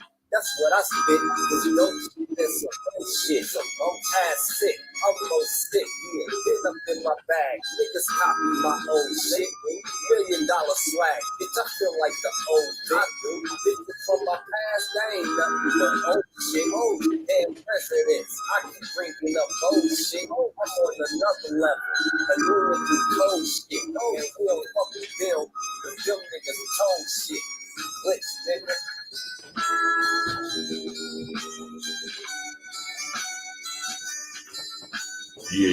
Yeah. Third quarter half, bro. Brother. Third quarter half, thing. I'm imagining this is off of Glitz's new joint. Nah, that's what L sent me. That's what L sent me that. Okay. Or whatever. It just said Glitz next. That's all it said. That's all I'm thinking I said. Yeah, that was a fire track right there. You know what I'm saying? Yeah. You know what I mean? This nigga, whoever from the high desert going crazy in the comment section right now, man. This nigga's going nuts in the comment section right now, man. Yeah, shout out to my brother King L and my brother Glitz, man. Another classic E.N.E banger. You know what I'm talking about? Y'all know we got Wu-Tang forever. We got them for days. You know what I'm saying? We got those for days. E.N.E for life. You know what I'm saying? E.N.E every day, all day, no days off, man. Y'all know how it is, man. Y'all know what it is, man. We ain't playing no games, man. I wanted to wait till Tuesday, and we're gonna touch on this on Tuesday. But I think since I just found out about this today, I think it's only right that we talk about this right here. This is fire right here, man.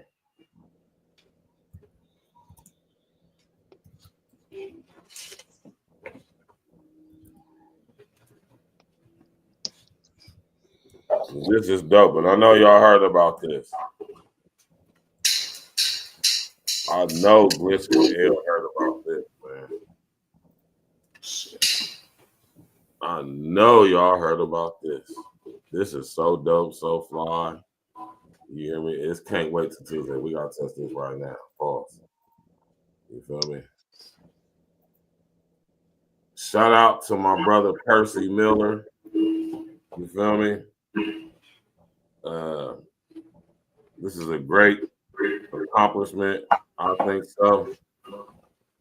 You feel me? We're gonna touch on this on Tuesday a little bit more in depth. You know what I'm saying? But have y'all heard about this? L Glitz? I ain't heard about this. What is it? I can't see it. What's that saying? Man, President Basketball, what? What team is that? E.N.E. Master P is the president of basketball operations at the University of New Orleans. Okay, cool. That's what's up, man. That's dope. Yeah, that's fire right there. Hold on. New Orleans that's bringing one of the rap legends on board to head the men's basketball program. We'll talk about that in a second. Make sure you smash that like button, smash that follow button, let me get some and a little bit subscribe more. to the channels if you haven't already done so. Hold on real quick. Master P made his mark when we played the Vancouver Grizzlies. When you're talking about a guy Hold on. I'm about to get it for you. Hold on.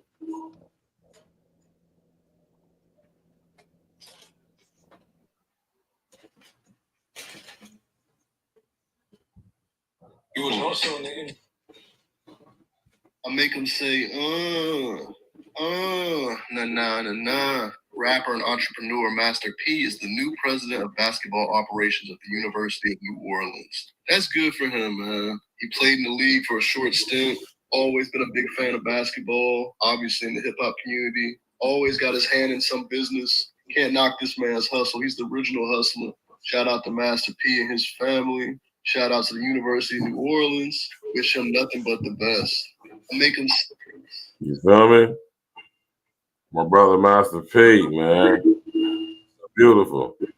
Make him say, Nah, you body, you ride, you Everybody, I'm Coach Gary. How you guys doing? Percy Miller, aka Master P, has been hired as the new president of basketball operations for the University of New Orleans. Make him say, Rap legend Master P tapped as president of basketball operations at the University of New Orleans. Percy Miller, better known as Master P, will be the new president of operations for the University of New Orleans. On February 26th, the university announced that the No Limit Soldier had been hired to lead the team's operations. Master P shared what the new post meant to him at that time. UNO, my bad guys, University of New Orleans was one of the best programs in the country. It was all about privateer nation. And there was so much excitement on the lakefront, Master P said in a written statement. As president of basketball operations, I am committed to bringing back the winning tradition at NOLA's team. But this is bigger than the game. It's about education, creating future leaders at the same time. I'm here to make sure that these young student athletes have the opportunities, resources, and mentorship to succeed on and off the court. University of New Orleans is our culture, our community, our city, our team, and our family. It's time to bring the love and passion back to New Orleans basketball. Master P's basketball history has been well documented over the years. Although he is known more for being an astute businessman and a recording artist, he played his collegiate career for the basketball teams at both the University of Houston and Merritt College in Oakland, California. Even as he started his label, No Limit Records, he had playing stints in the CBA, Continental Basketball Association, which predated the current NBA G League as a developmental league for the NBA teams.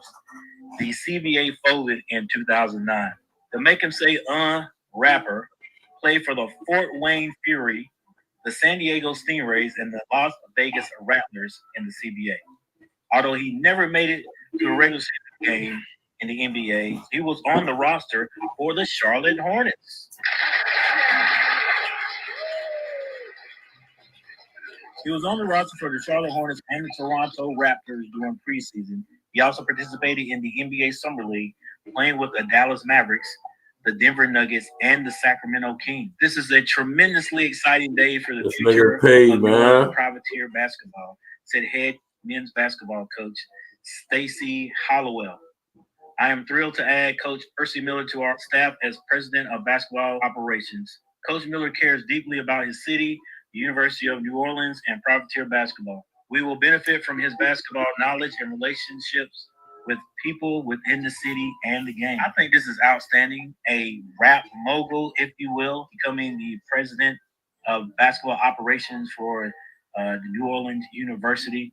No doubt that he's going to bring his business savvy, swag, his knowledge of the game, also ability to relate to the kids, the student athletes. Not only does Master P have knowledge of the game, he has knowledge and relationship with the city of New Orleans, and him being a great businessman and the people that know him, I think that's going to be a great benefit for the program, from branding to NIL.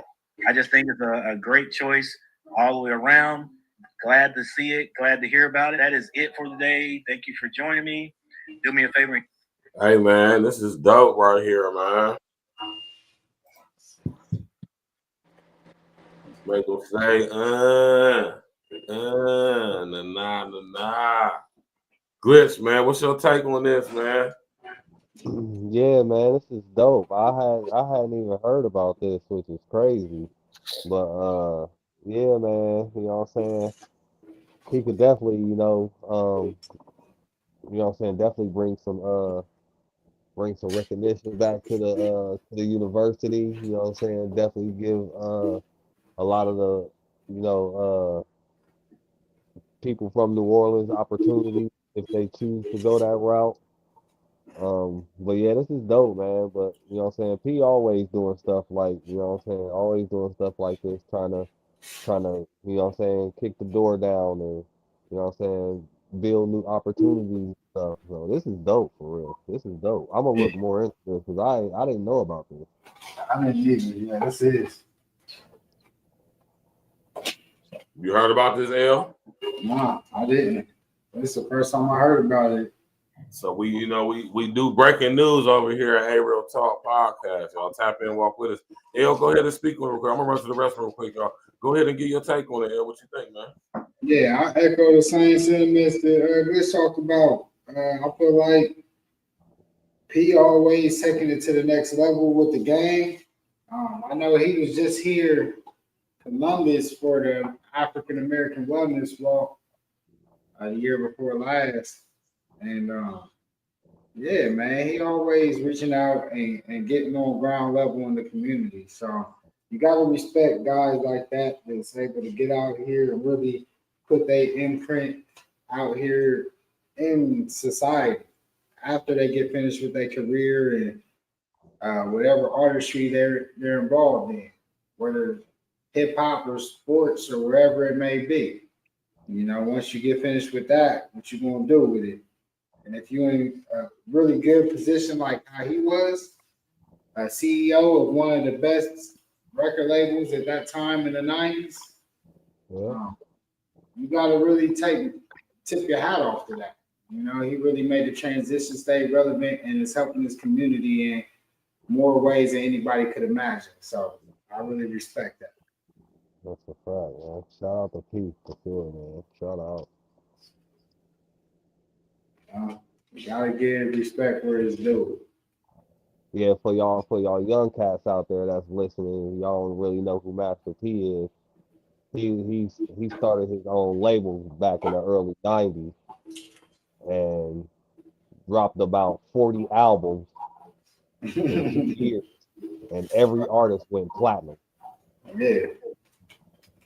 You know what I'm saying? Built the No Limit brand. You know what I'm saying?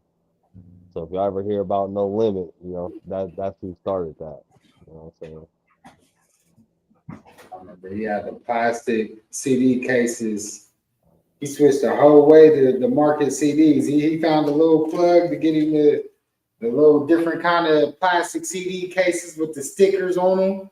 Yeah. Instead of, hey, he was a marketing genius. And like Rob said, I remember you would go to the store. Back then, we had to go to the store to actually listen to music, right? You had to go buy what you wanted to listen to. And I go in there, man, and he was selling his CDs cheaper than everybody else's, too. But the way he did it was he would have like 3 or 4 artists in there. So, you know, the shits might only be like $6-7. But you got to think, to get a regular CD back then is like $15 to $20. Facts. $15.99, $14.99. Yeah, so you could get about 2 or 3 of the No Limit joints for the same price as you know. And he was always dropping 2 people on the same day, and he was dropping every week, man. Them niggas, No Limit, they was dropping literally every week. Yeah, it was crazy, man. That was a crazy 5-year stretch. Yeah, he was a real one, man. He was making sure his people was eating, doing shows.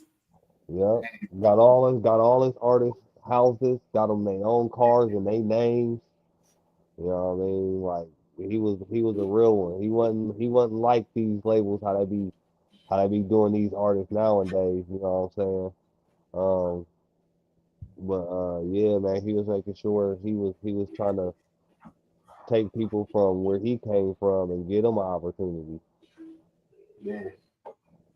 Letting people own their publishing and all of that stuff, man. Telling people to brand themselves, create products, market them products. You know what I'm saying? You see, he got stake in the snack company over there with the rap snacks and all that, and great, you know, we're making brands and stuff like that. Like, man, shout out to P, man. I've always been a fan of P ever since we was young boys, man. Since I first got hip to Master P back in the day, listening to Down South Hustlers, man. You know what I'm talking about? Like, you know, man, he just been doing his thing, and this is a beautiful thing. We can probably expound a little bit further this on Tuesday on sports, Tuesday on sports wrap. But I just had to speak on that tonight. Though. I want to know where I heard about that. Well, I want to touch on that tonight. Man. Shout out to P. He been doing his thing for the past 30 years. You know what I'm saying? Consistent, being relevant, making money, being influential. You know what I'm saying? Being innovative. You know what I'm saying? Inspirational, man. So you know it's only right that we pay homage to the brethren like that, bro. You know what I'm saying? Now, to get back to the Trump Zelensky thing, man, all right? These guys, man.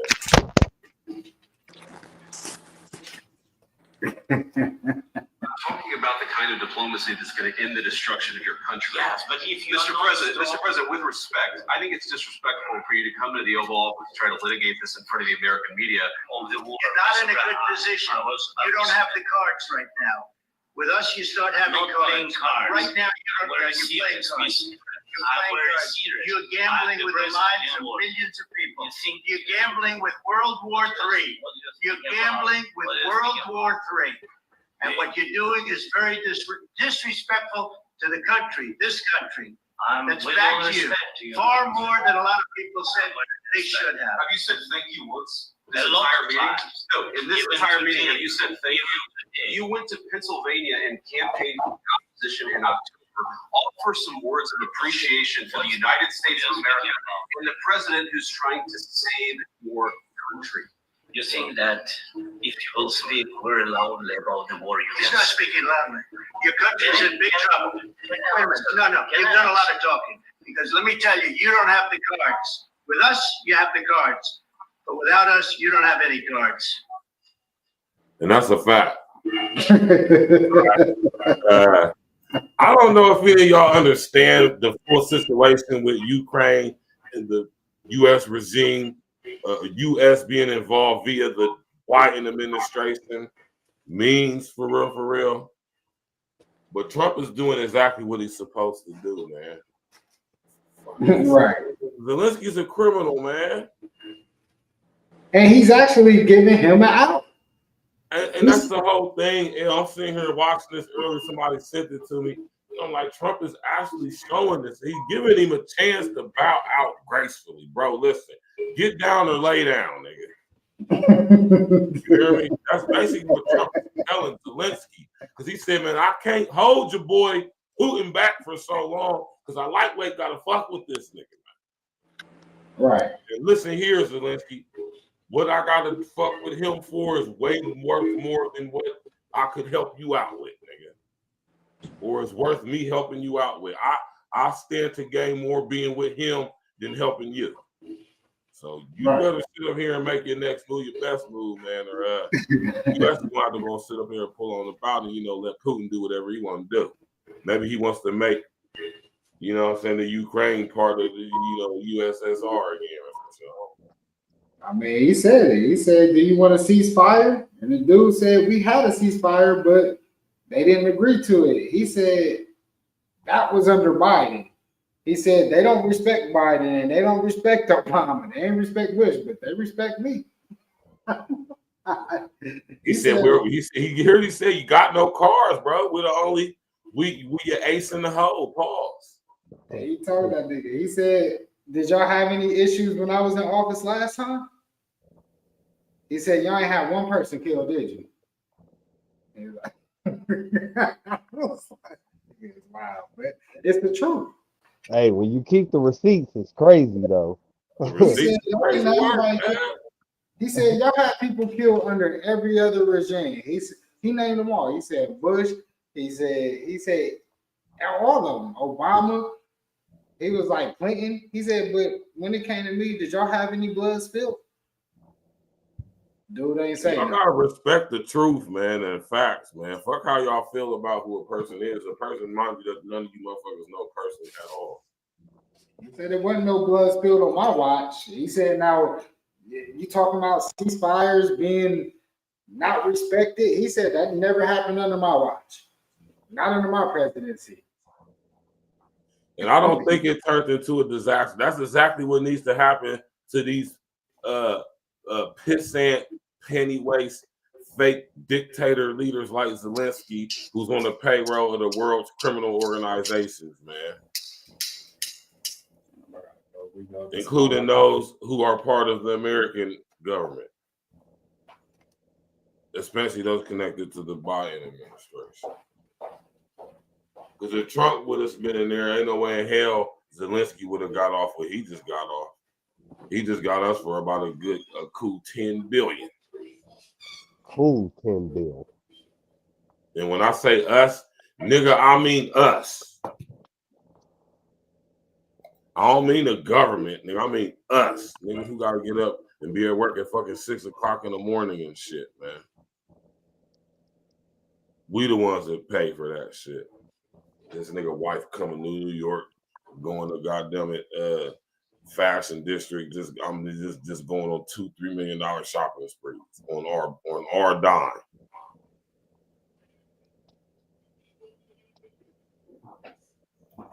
Like I say, y'all, man, Trump draining the swamp, but y'all should be more concerned on what he's filling it up with, man. You know, all of y'all feelings about him doing his damn job. Y'all need to be concerned about what part of his job that he ain't doing, that he doing. You need to be concerned with the stuff that he doing that ain't a part of his job. Right? Which some of y'all starting to pay a little bit of attention to. Right. So shout out to Trump for G-checking this boy right on American public national media, man. Shout out to Trump for that, man. What y'all think about that, Glitch and L, man? He sit up there and gave that boy the big Hillman Vance, man. They sit up there, Paul tore his ass up live on TV. Yeah, man. That's, you know what I'm saying? Sometimes you just gotta say what needs to be said and make sure that you heard when you saying it. You know what I'm saying? And that's what Trump did. You know what I'm saying? Like, no, like you no more. Like this is your option. And yeah, man. So hey, I feel Trump for that. You know what I'm saying?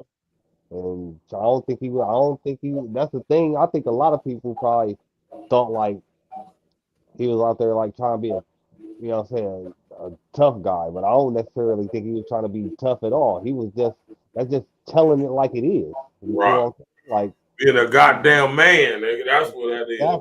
Yeah. So, you know what I'm saying? Shout out to Trump. Yeah. Yo.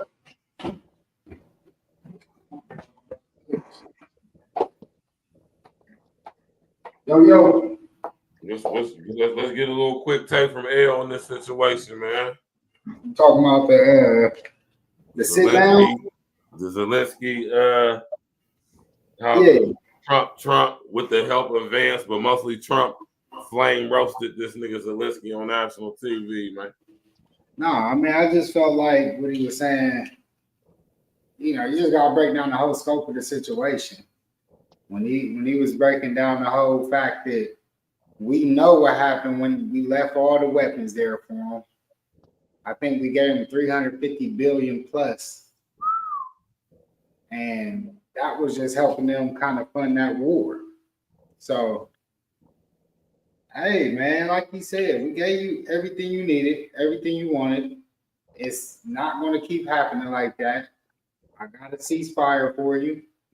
My ceasefire will be respected and honored. And like he said at the very beginning, these are the cards on the table, and these are really the only cards you have unless you want to start World War III and have millions of your people killed on your watch.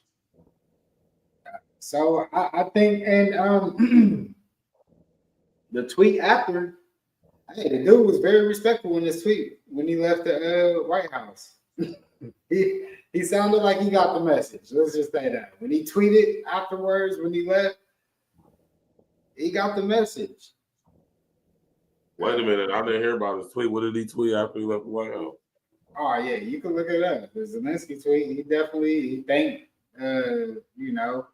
thanked Donald Trump, thanked them for their time. Okay. Said he loves America, basically. And you want to say nothing. You want to talking crazy, though. He has a lot of love for America. Let's just say that. Let's just say he ain't got nothing bad to say. How about that? He's back on board. You do better. And it look like Zelensky chose to do better, man. Let's just say Zelensky's back on board, y'all. Right. He just sit up there. We're gonna let you get away with the money that you got away with, nigga. But if you ain't on board with what we got going on, nigga, let us please know that you get no support from us. So you better get down and lay down. Yeah, he said, I'll save the people right now. He straight told him, man. I don't see how people, because I saw people online talking about it before I actually watched it. Then I watched it, I said, well, what the fuck would you expect somebody to say? Like, what do y'all really expect people to say? Like, at this point, even if you don't like Trump, man, y'all gotta like what y'all saw as a nation. Like, the way that he was, I mean, look, what do y'all think goes on in their meetings? Black community. 30 years. And y'all know what's even crazier is that they wouldn't even sit down with Biden and Kamala and them. They wouldn't even sit down with them. Right. They said we cool. We don't even want to do no interviews. We don't want to do nothing. I don't want to talk to nothing. You know? They ain't even want to sit down. So you telling me you can't even get a sit down with these guys to even get a chance to save these people? You know? But yeah, man. I wonder what the people think about that, man. I seen some crazy shit that I was seeing online. I felt like that was what needed to be said. Sometimes you gotta send that message, man. And it was the first time we got to see one of these meetings live, too. Full transparency, as he said. He's about to start doing. He's invited a lot of people to get their media credentials and come out and do more interviews with non-biased sources, as you would say, or not people that's just part of the top media sources all the time, not the CNNs or the MSNBCs. Right. You know, they done got lazy out here, man. They done lost their spot. It's kind of like how me and Virgil, on Tuesday, we talk about how the new media is not just those guys that we used to always see back in the day that all they did was put on a suit and tie and they got a journalist degree. Nah.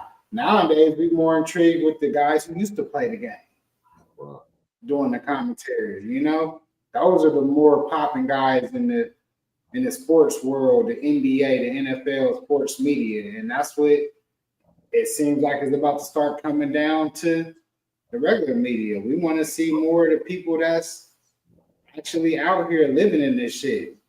Exactly. Y'all keep hearing the media from people who ain't living out here. They already millionaires. They've been millionaires for years. They disconnected from the real bottom line. They don't go through the same struggles as, you know, your average middle or lower class American goes through. They don't know. They never even came from that type of environment. So how they never been in the shit or submersed in it? You know? That's a fact. I couldn't agree more. Now let's get to this right here, man. Shout out to the homie D1. One thing, I don't agree with D1 on a lot of stuff he be saying, but I do agree with him on a lot of stuff he do be saying. That's neither here or there. Listen to our brother D1 break this down right here. It's heard by a tweet. This is Leo Cohen, who been promoting black music that glorifies murder, drug dealing, and disrespecting women forever.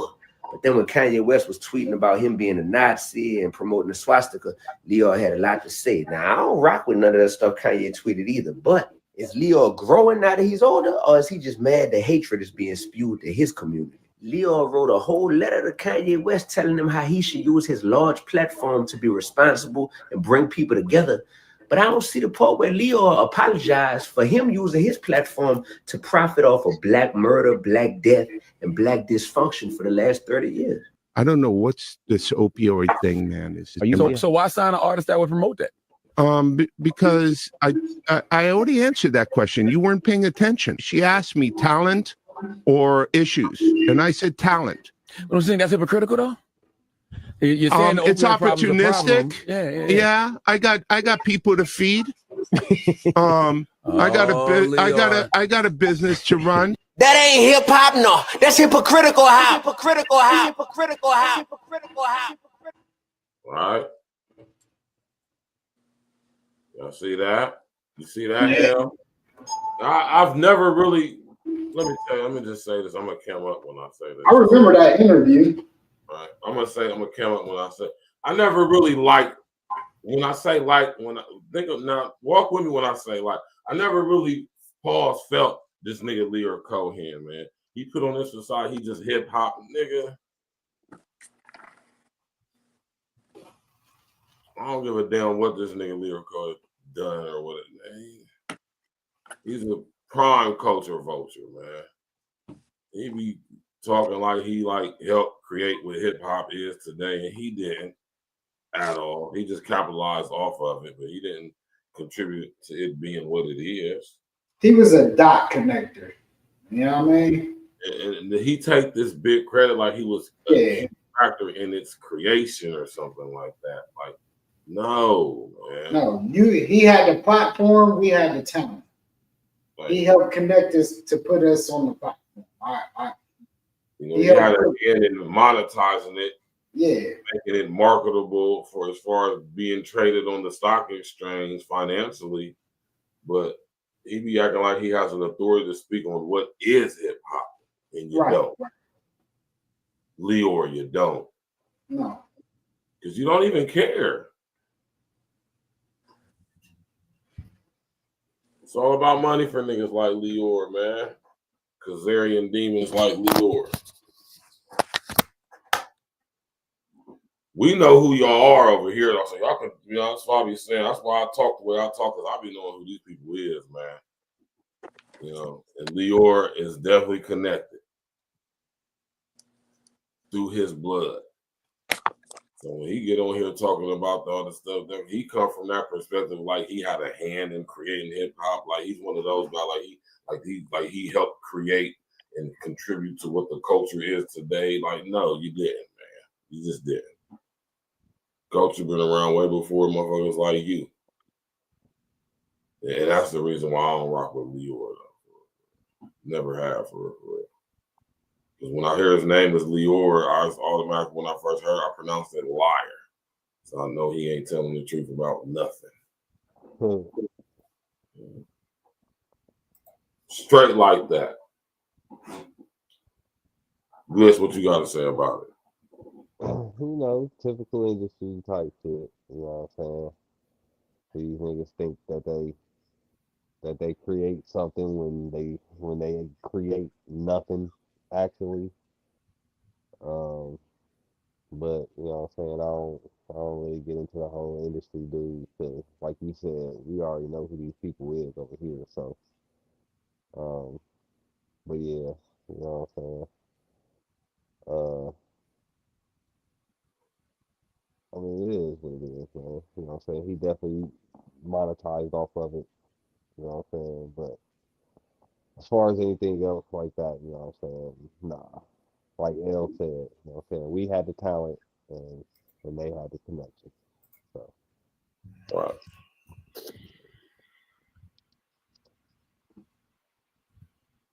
Now, what y'all know about this right here? Go ahead, L. I just want to say, my game is not like is exactly like the dope game. You know what I mean? Shout out to Outkast, because it's like, you could be the distro, you can have all the weight in the world, right? That's what they is, right? That's what Leor. He got all the weight in the world. But if you can't move that product, you know what I mean? Then what is it? And if you ain't got no product to move, what money can you make? And that's where we come into play. We was the product. We was the dope shit. You know what I mean? And he was just the person to actually get out there and serve it up to the people, But you gotta think, the dope dealers don't make the dope. You know what I mean? And that's where that's the difference, man. But I will give him his credit, man. He put a lot of people in positions to make money and get deals, maximize what you can, but at the same time, as he said, he's hypocritical in the way that he attacks certain situations. And that's why, when I see the Kanye, the whole situation, and you got to watch who speaks out, who speaks up. That's a fact. And think why. why certain people say what? Because most people just sit on the sideline. I ain't gonna say too much. Facts. Who's to say it's true or who's to say it's not? When we look through history. Now, do some of the shit Kanye say just kind of be smoking mirrors and all that shit? Yeah. You know? But it also, I ain't gonna lie, Kanye, sometimes he make me go look at some shit. When he say some shit, like, I'll be like, hold up. You know? And I ain't gonna lie, I didn't know nothing about the history of the actual swastika prior to the Nazis or none of that. Yeah, it was a history go back thousands and thousands of years, and this original, you gotta think it's a difference, man. The swastika, but it's two different types of swastika. You got the ones where it's broken to the left and broken to the right. I mean, that means something, man. Mm-hmm. You know, I didn't even know that, so maybe I might break that down to y'all one of these days. Yeah, the whole shit made me learn. It put me up on game, you know, because me, as I had to look into it. All right, hold on. Before I just kind of clown Kanye, what is a swastika? You know what? Let me see what it's about. Because I never actually looked into it. All I thought is it's just a Nazi hate symbol, all that, surface level shit. And when I start going down the rabbit hole and understanding that shit comes from America. That comes from the Navajo tribe.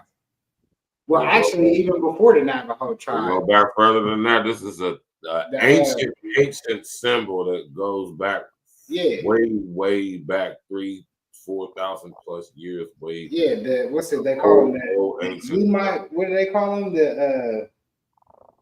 The something mites. I forget. Damn, I was looking into it. All of them mites. Yeah. Goes back further, man. Yeah, it goes way further. It goes back a long time. And the whole symbol, I'm going to let y'all look into it. I ain't going to give y'all the answer, but it was actually total opposite of what we kind of deem it to be in that time. You know? You start looking into the mind of like some of these cats, you know what I mean? Hitler and all these guys. You don't agree with what they look at, what they subscribe to, right? But you got to see the way that they use propaganda the way they did. Like, these were the times where I remember the guy who created propaganda and really deemed it a term. It was around that time, right? When they really started to like, what's the nigga's name, man? God damn it. Yeah.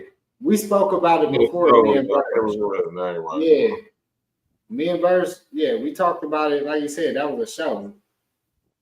And so when you really break it down, you look at it, this was a time where propaganda was being weaponized. Now, if you also look current day, let's fast forward, 2012, what was it, HR 4310, I want to say? It was introduced by Obama. Edward Bernays. Yeah, where now they could start to use propaganda as the tool that they said to battle Russian propaganda or other countries' propaganda, but it can be used legally now where it used to be illegal through the actual media. And if you think what happened after 2012, when you start to really look, it gets wild. Because now you're leading up to the biggest propaganda field industry we saw, which was 2020. You know? Edward fucking Bernays, man. Yeah, Bernays, yeah. The father of modern day spin. He's the father of modern day media propaganda. Mm-hmm. This guy, Edward Bernays. So we give confirmation of the information over here at A-Room Talk. Yeah. So don't just be sitting up here just talking out our ass and shit. Smash that like button, click on the bell, Subscribe to the page. And share your social engineering, goddammit. Listen here, man. Shout out to everybody supporting this situation, man. So, you know, man, with this whole thing going on, man, I just want y'all to understand that it's a lot of situations going on that we ain't privy to, man. You did? But listen to this right here, though. Check this, dig this out. Y'all heard about this?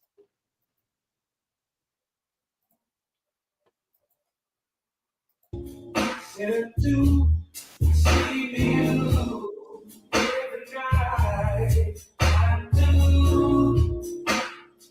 man.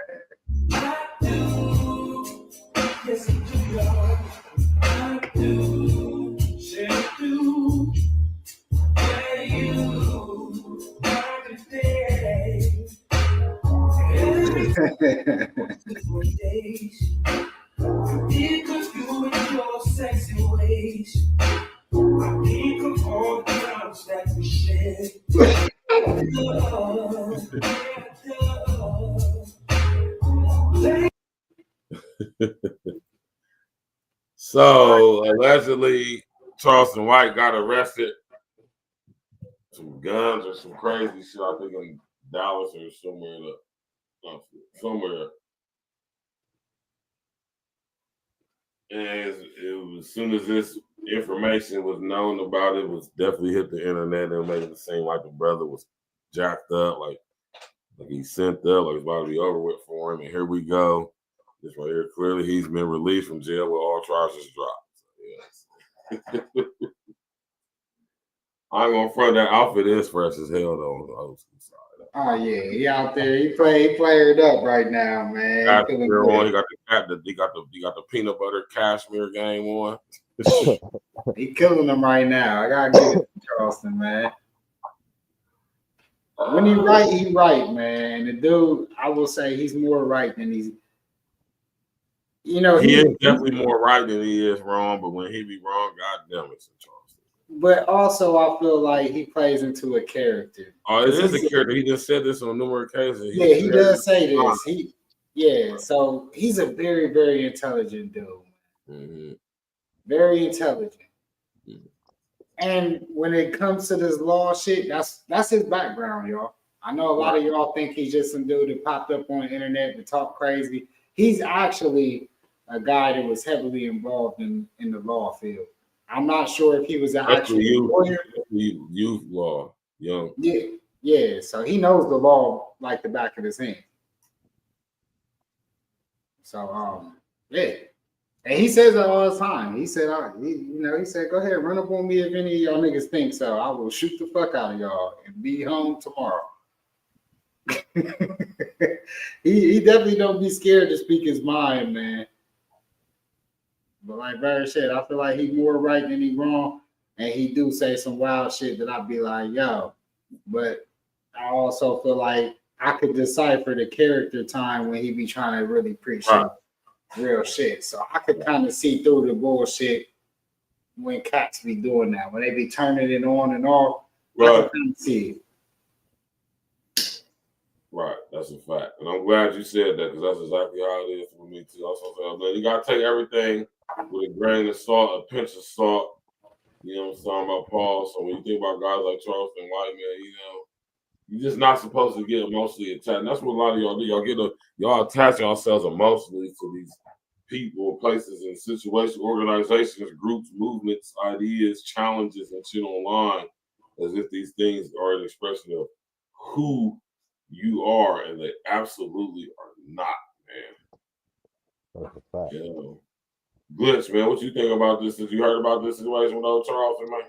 I heard it, man, but I didn't really look into it that much. You know what I'm saying? You know what I'm saying? Like, and I'm glad when I hear people say stuff like that because that lets me know that even though we are engaging with social engineering to some extent, some stuff we just don't engage in, and I like to see that because it's a lot of useless, what I call non-content. You heard the term here first. Hey, real talk, fucking podcast, man. I'm coining the non-content. Mm-hmm. That's That's what a lot of this shit is non-content.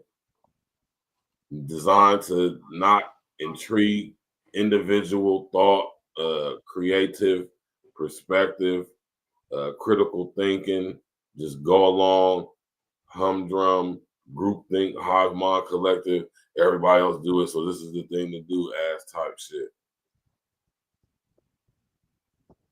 And Charles and White is a kind of a mild glitch in the matrix, but not so though.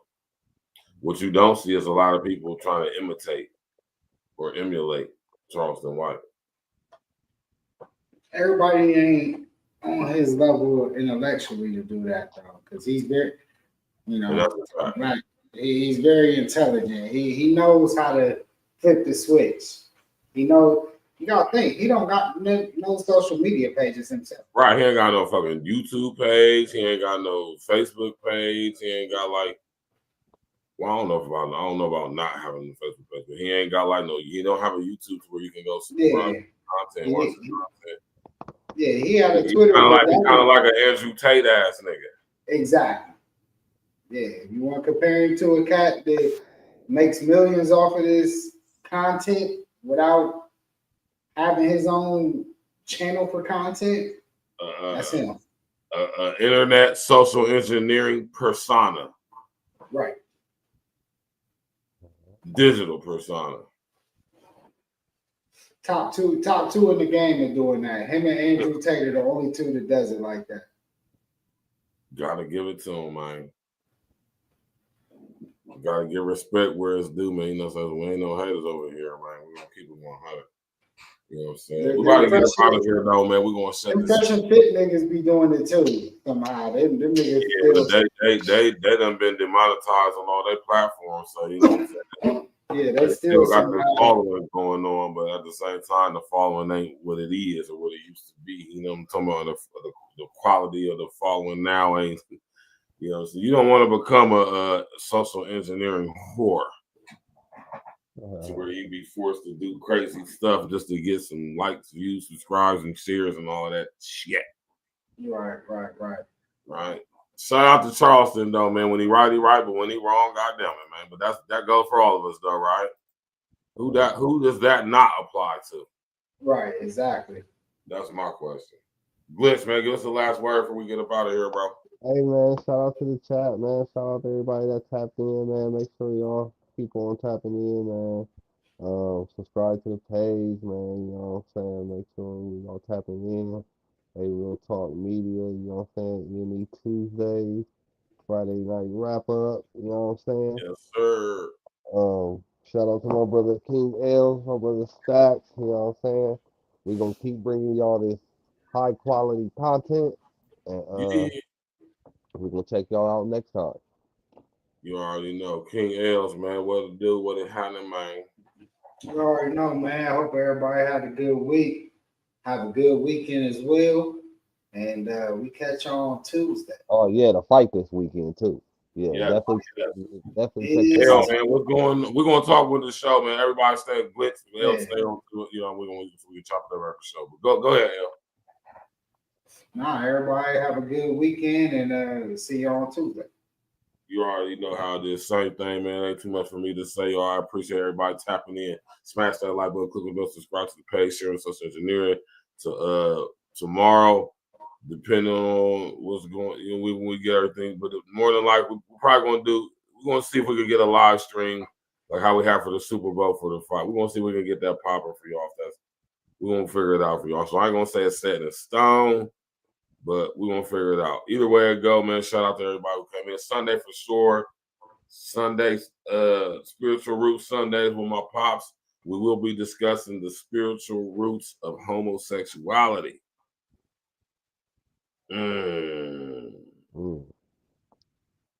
That's the same thing. Pasta. People ain't gonna be some people gonna be feeling some type of way about this one. So what? All right. Sunday, Spiritual Roots Sunday with me and my pops. We will be talking about the spiritual roots of homosexuality. You did? Tap in, walk with us, man. Smash that like button, click the bell, subscribe to the page.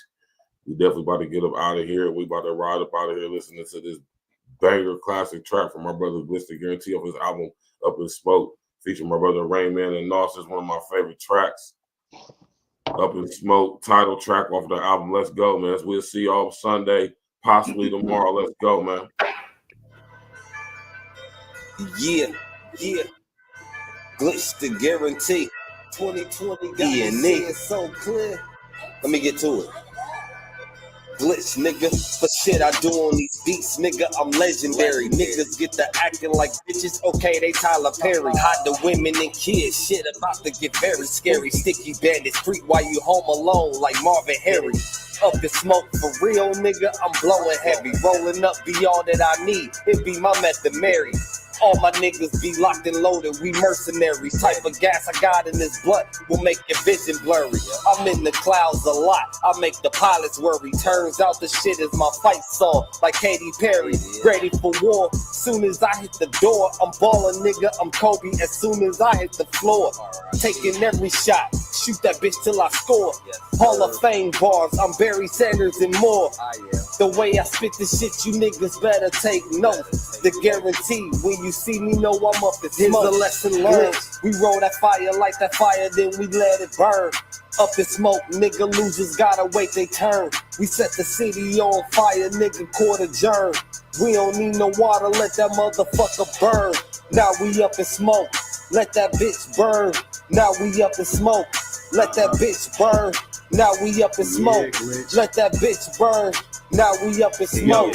I ain't trying to hear that BS. Please spare me a lecture. I was made to be a diamond because I was born out of pressure. My dad was a G, but the drugs got the best of them. Some grind on their own while others might invest in you. Just long as you plant the seed and grow it like a vegetable. Everything will happen when it's supposed to, like a schedule. Every day I thank God and try to add another decimal. A pretty face is cool, but I need an intellectual.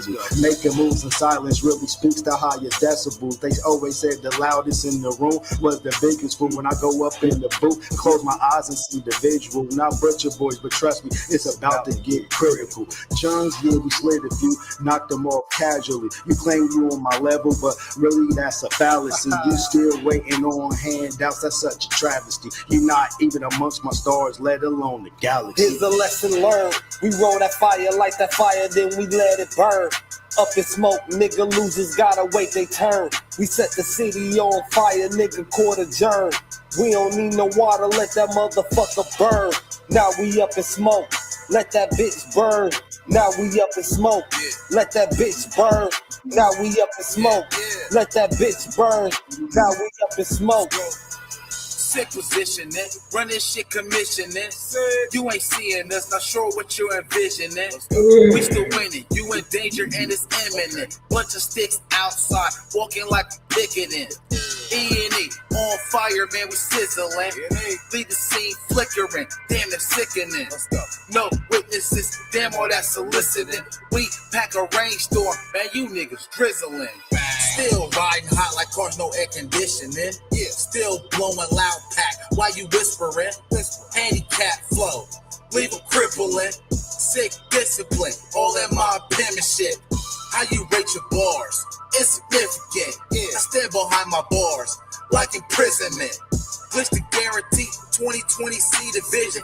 There's nothing to lose if you always win. Here's a lesson learned. We roll that fire, light that fire, then we let it burn. Up in Smoke, nigga, losers gotta wait they turn. We set the city on fire, nigga, court adjourned. We don't need no water, let that motherfucker burn. Now we up in Smoke, let that bitch burn. Now we up in Smoke, let that bitch burn. Now we up in Smoke, let that bitch burn.